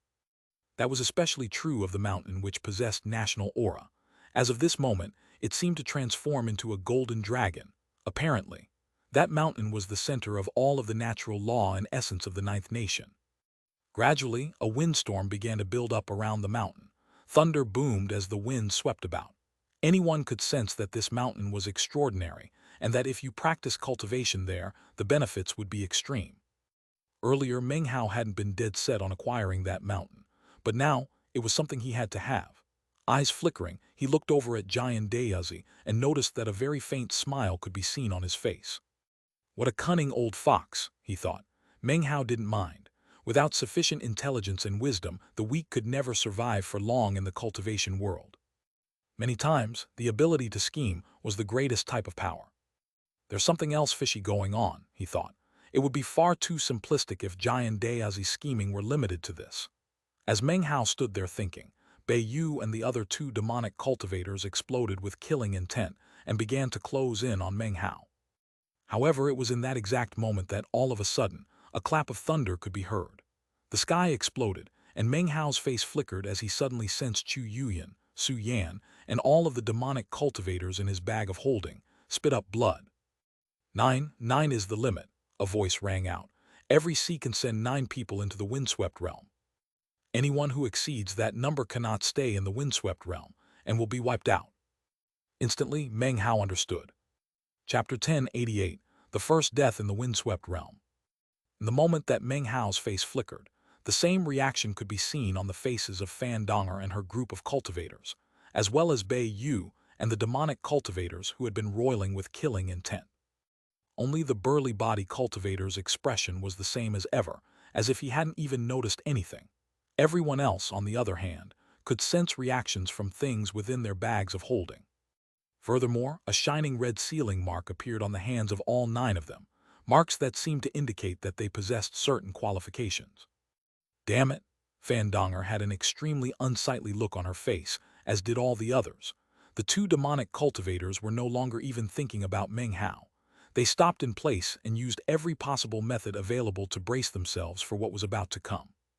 Obviously, Meng Hao was not the only other person to have brought others with him into the windswept realm. Meng Hao's eyes flickered, and he backed up a few steps. He sent some divine will into his bag of holding, and quickly sealed the demonic cultivators who the parrot and meat jelly had been training to sing. However, despite being sealed, when the second clap of thunder rang out, the demonic cultivators coughed up more blood and their bodies withered. Obviously, the sealing did no good. Thankfully, the parrot and meat jelly were not affected at all. Meng Hao frowned as the third clap of thunder rang out. This time, he unleashed the life-death hexing. R-U-U-M-M-M-B-L-L-L-E. In the blink of an eye, the demonic cultivators inside of his bag of holding were protected by the hexing magic. Although their faces went pale, they were unaffected, and were not in danger of being wiped out. However, Chu Yuyan and Su Yan had nowhere to flee to. The 2 women coughed up blood, especially Chu Yuyan, who was already injured. Despite being more than half recovered, she was now on the verge of being exterminated by the thunder. Her injuries were aggravated, and the life-death hexing could not be used on her or Su Yan. After all, if Meng Hao used it and failed, they would be killed, and he would be powerless to do anything about it. Su Yan wouldn't be too big a loss, and Meng Hao didn't really care much about her anyway. However, he couldn't simply risk Chu Yuyan in that way. Everyone else had reactions to Meng Hao. Fan Donger's face was pale white as she slapped her bag of holding. 2 people flew out, both of them young men who wore looks of surprise and shock on their faces. As for the 3 cultivators behind Fan Donger, they all slapped their bags of holding. In total, they had brought 8 people with them, all of them disciples of the 9 Seas God world. It was the same with Bei Yu, from whose bag of holding flew 2 old women. Both were demonic cultivators, with cultivation bases in the ancient realm, with 5 extinguished soul lamps each. As for the other 2 demonic cultivators, 5 people emerged to stand next to them. At a single glance, you could see that the current group vastly exceeded the limit of 9. However, there was one aspect which was shared by all of the newcomers. None of their cultivation bases exceeded 5 extinguished soul lamps. Perhaps their true cultivation bases were higher than that, but at the moment, they had suppressed themselves down to the ancient realm with 5 extinguished soul lamps. That made it such that a single peal of thunder was strong enough to wipe them out. What's going on? The natural laws here are different than last time. Before, we could always bring extra people, as long as they had 5 extinguished soul lamps or fewer. As long as we didn't bring too many, the windswept realm would never cause any interference. Why are things different this time? As everyone cried out in alarm, Meng Hao's eyes glittered. He had never imagined that virtually everyone would try to bring more people into the windswept realm. Granny 9 and the others hadn't mentioned anything about the subject, nor had they provided any warnings. After a moment of thought, Meng Hao realized he had nothing to complain about. I'm an outsider to the 9 Seas God world, he thought, and everything that has happened has been for the sake of mutual gain. They need my echelon status, and I need that status to get more powerful. To prevent me from bringing a bunch of my own clan members in here, They didn't mention the subject, which I suppose is fair play. As he backed up, he frowned. Although he could ignore the actions of the Nine Seas God world, he was getting very nervous because of the threat to Chu Yuyan. Meng Hao's eyes flickered as he looked at the mark on the back of his hand, and he instantly understood the situation. 9 is the limit. Well, in that case, as long as we don't exceed the number of people allowed into the Ninth Nation, then there shouldn't be any problem. Suddenly, another peal of thunder rang out, and blood sprayed from the mouths of everyone who didn't possess a mark. At the same time, Meng Hao flashed across the altar toward one of the demonic cultivators with a mark on his hand, one of the ones who had been on the verge of attacking him earlier. That mark is the crux of things. If you have that mark, you're qualified to be here. Killing, intent swirling, he shot forward as fast as lightning. With the wave of a hand, rumbling filled heaven and earth, and chains of mountains descended, sweeping across everything. The 10,000 cultivators who were prostrated in worship surrounding the altar all remained there with heads bowed, with the exception of Xianxia and the other old men. Everyone else didn't even dare to move. Xianxia stood there watching silently. However, deep within his eyes could be seen a flicker of derision. As for the other old men, they stood in place without saying a word. Similar scenes played out in the other 8 nations. Apparently, virtually all of the visitors from the mountain and sea realm had brought people to tag along. However, the natural laws of the windswept realm had changed, causing widespread shock. Nobody was prepared for the sudden onslaught of thunder. The pressure intensified, and the people who had been brought along felt grave senses of crisis filling them. They knew that this force, intent on wiping them away, would not stop. Chaotic fighting would soon erupt as everyone realized that each sea could only have a maximum of 9 people in the windswept realm. Without some extraordinary exception, the limit could not be exceeded by even one. Apparently, the third sea contained an exception. Zuor had apparently used some unknown technique to ensure that she would be permitted to stay. Though they had just arrived, the cultivators of the mountain and sea realm began to fight each other. Bitter battles erupted, and the peals of thunder continued to echo out. Since this trifling windswept realm wants to eradicate me, I'll just leave, cried an enraged old man on the altar in the desert of the Ninth Nation. He was bursting with the power of 5 extinguished soul lamps as he flew up into the air to leave the altar. As he rose up into the air, others on the altar similarly took to flight. However, as soon as the old man left the altar, a huge bolt of lightning struck down from up above. The lightning bolt was not complete, and yet it contained natural law and essence. It moved with incredible speed that made it impossible to evade. It slammed into the old man, and a boom rang out.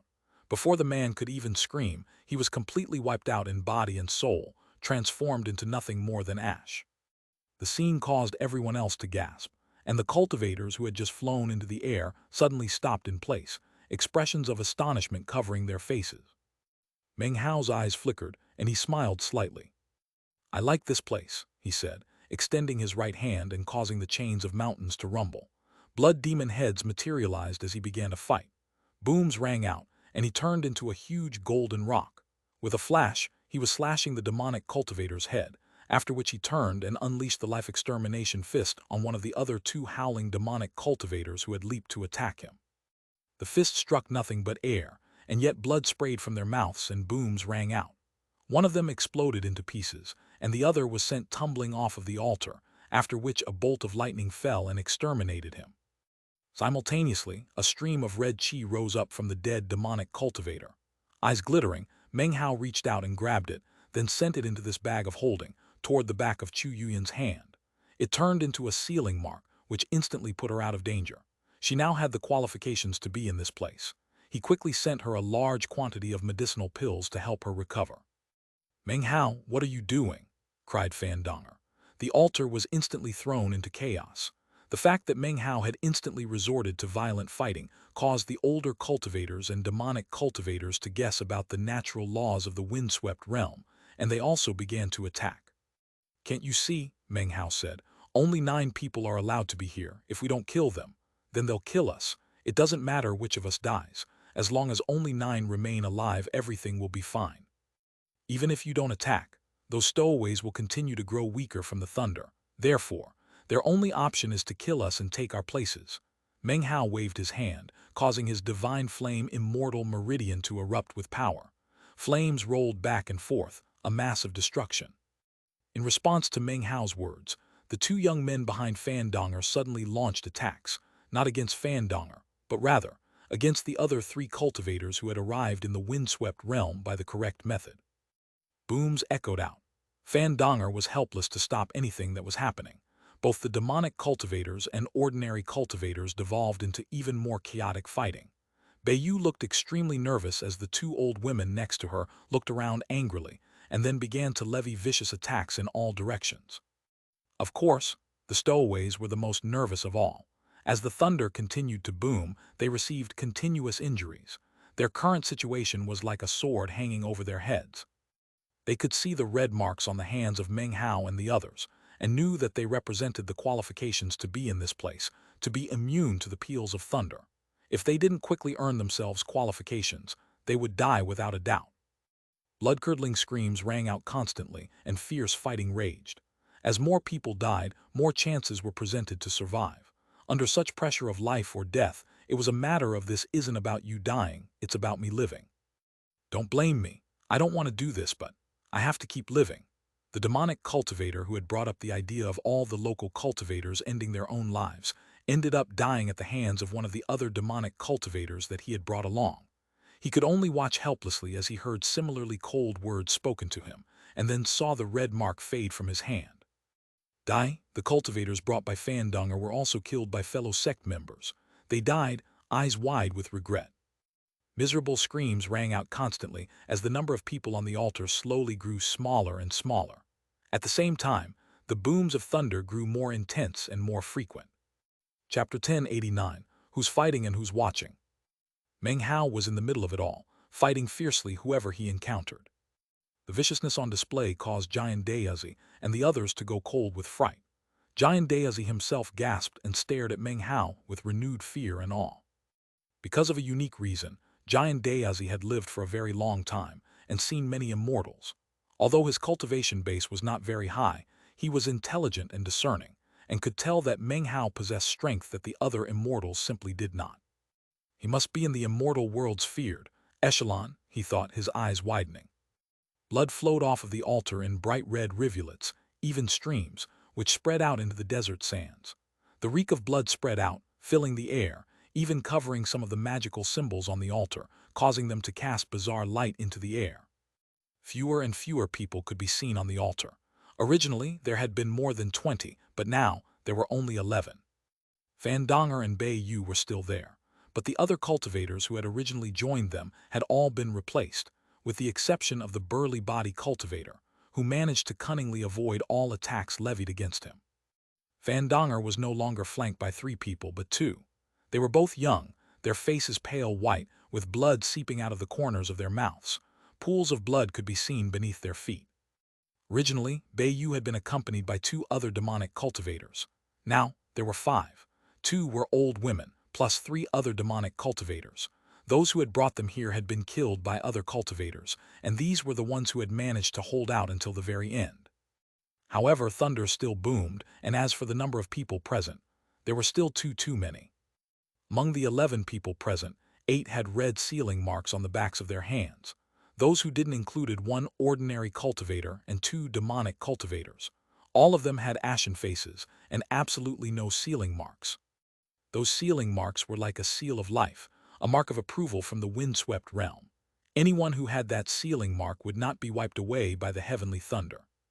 Blood flowed across the altar as everyone stood there silently, staring at Meng Hao. Fear could be seen deep in their eyes. In the battle just now, more than half of the people slain had been killed by him. Down below the altar, Giant Dayazi and the others were shocked to the core. The image of Meng Hao slaughtering his enemies was burned deep in their hearts, leaving an indelible impression. After a few short breaths of time, fighting broke out once again. Virtually everyone attacked at the same time, trying to wipe out the 3 cultivators with no marks on their hands. Those 3 knew that if they couldn't get one of the sealing marks, they would be wiped out by the thunder, completely eradicated. Thunder boomed, and blood sprayed out of the 3 cultivators' mouths. There was no need to mention the severe internal injuries they had sustained. They were growing so weak that it seemed any of the subsequent thunderclaps could wipe them out. They began to go mad, roaring, burning life force, exploding with all the power they could muster. It was with utter madness that they attacked the fellow sect members, who they thought they could defeat. Booms echoed out as the fierce fighting raged. The cultivators of the windswept realm continued to keep their heads bowed, not daring to even peep at what was happening, although Giant Dayazi and his group looked on. Meng Hao waved his hand, and the essence of divine flame erupted out. He pushed his hand down onto the shoulder of one of the demonic cultivators with no sealing mark, and instantly, the man was consumed by divine flame. A miserable shriek could be heard as Meng Hao pulled his hand back, and the demonic cultivator transformed into nothing but ash. Simultaneously, the other two with no sealing marks were killed, reducing the number of people on the altar to only 8. In addition to Meng Hao, there were 2 ordinary cultivators and 5 demonic cultivators, all of whom had marks on their hands. All of them breathed sighs of relief. It's finally over. I can't believe the natural laws in the windswept realm have changed. Even Giant Dayazi and the others below the altar assumed that everything was over. However, thunder continued to boom. Everyone's faces fell, but no one coughed up blood. However, the fact that the thunder had not ceased indicated only one thing. There was still someone without a sealing mark. Furthermore, that person was not present on the altar itself. Impossible, we're obviously the only ones left. Why is there still heavenly thunder? Someone must still be hiding people in their bag of holding. Everyone began to look around suspiciously. Fan Donger gritted her teeth as she realized that there were more demonic cultivators than ordinary cultivators, which was not to her advantage. After a moment of hesitation, she opened her bag of holding and let everyone see that it was empty of people. The other cultivators behind her didn't hesitate to do the same, and eventually, even the demonic cultivators, including Bei Yu, did the same. Eventually, Meng Hao was the only one who hadn't opened his bag of holding. At that point, all eyes fell on Meng Hao. Meng Hao already got one of the other sealing marks and put it in his bag of holding. Thunder boomed, and everyone looked at Meng Hao with vigilant eyes. Meng Hao was the most powerful among them, a fact which had been made very clear in the fighting moments ago. At this moment, Meng Hao was the greatest threat to all of them. Another clap of thunder could be heard, but this time, it wasn't just a noise. A bolt of lightning fell from the sky, slamming onto the altar with incredible destructive power. The entire altar shook, and Meng Hao dodged to the side to avoid being hit. Meng Hao, what are you doing? Open up your bag of holding and kill that person. If you don't do something, then don't blame us for joining forces to kill you. Everyone was shocked by the booming thunder and the bolt of lightning that had fallen. From their perspective, if Meng Hao didn't open his bag of holding and kill the person inside, then all of them would end up dead. Meng Hao's eyes widened. Currently, Su Yan was inside his bag of holding, trembling. Her fear was a bit surprising to Meng Hao. Originally, she had been completely unafraid of dying. Now, however, she seemed terrified of it, a total change that couldn't help but cause a bit of suspicion to well up in his heart. Could it be that she has some sort of reincarnation magic, so that if I kill her, she'll be able to resurrect herself? But if she's killed by the thunder of the world essence, she'll actually die. Meng Hao's eyes flashed, and then he thought about Su Yan's other unique divine abilities and realized that such a thing wasn't impossible. As he stood there thinking, the other people on the altar were increasingly shocked by the thunder and lightning. Let's join forces. Even if we can't kill him ourselves, we can at least force him off the altar. Then the thunder will help us kill that person in his bag of holding. People began to call out, attack together. The demonic cultivators already hated Meng Hao, so they immediately joined together and attacked Meng Hao. At the same time, even Fan Donger and the other ordinary cultivators joined together to charge Meng Hao. Meng Hao's actions now affected all of their lives, so how could they not take action? Meng Hao's eyes glittered. Instead of attacking, he fell back, buying time to send divine will into his bag of holding to yell into Su Yan's ear. Give me one of your divine abilities, and I'll get you a spot in the windswept realm. He was determined to give this tactic a shot. Su Yan's face fell. Blood sprayed out of her mouth, and her expression was one of unprecedented fear. She could sense the deadly attacks from the outside, but she still wasn't willing to give one of her divine abilities to Meng Hao. I'll die first, she responded. I don't want all of them, just one will do. You have to give me some reason to help you avoid being wiped out by the windswept realm. Meng Hao continued to back up as everyone attacked him. He danced back and forth, expression calm as he used divine will to try to persuade Su Yan. Thunder struck again, and it was even more intense than last time. 2 bolts of lightning fell, causing everyone's minds to reel. Meng Hao's face fell, and the sensation of deadly crisis grew stronger. It was as if the next volley of lightning would definitely hit him. Meng Hao's eyes glittered.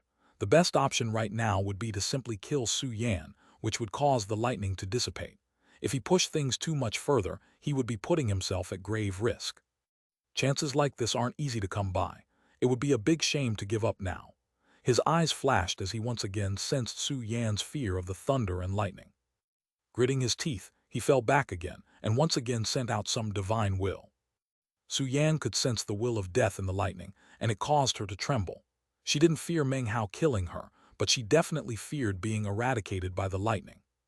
The sensation of imminent death grew more intense, and she could tell that another round of thunder and lightning was coming. "If I die, you'll die too," she cried. In response, Meng Hao slapped his bag of holding and pulled Su Yan out. Thunder boomed and 7 bolts of lightning coalesced up above. At the same time, he made as if to throw her out in front of him. "I'll only give you one divine ability," Su Yan shrieked as she looked at the lightning. She couldn't hold on any longer. "Fine, I want your 7 god steps." Meng Hao's eyes glittered, and he pushed his divine will toward her. Su Yan knew that she didn't have much time. Although it irked her, she had no other choice, and so she allowed his divine will to enter her mind and take the 7 god steps Taoist magic. 1. Su Yan used the 7 god steps, although with a slightly different name, against Meng Hao in Chapter 1032. In the moment that Meng Hao acquired the Taoist magic, the 7 bolts of lightning began to fall. Suddenly, Meng Hao spun, and the lightning cauldron appeared in his hand. Electricity danced, and he switched places with one of the old demonic cultivator women. As soon as he reappeared, next to one of the other demonic cultivators, he unleashed the life extermination fist. He moved so quickly that nobody had time to react. In the blink of an eye, thunder boomed, and the demonic cultivator exploded into a cloud of blood and gore.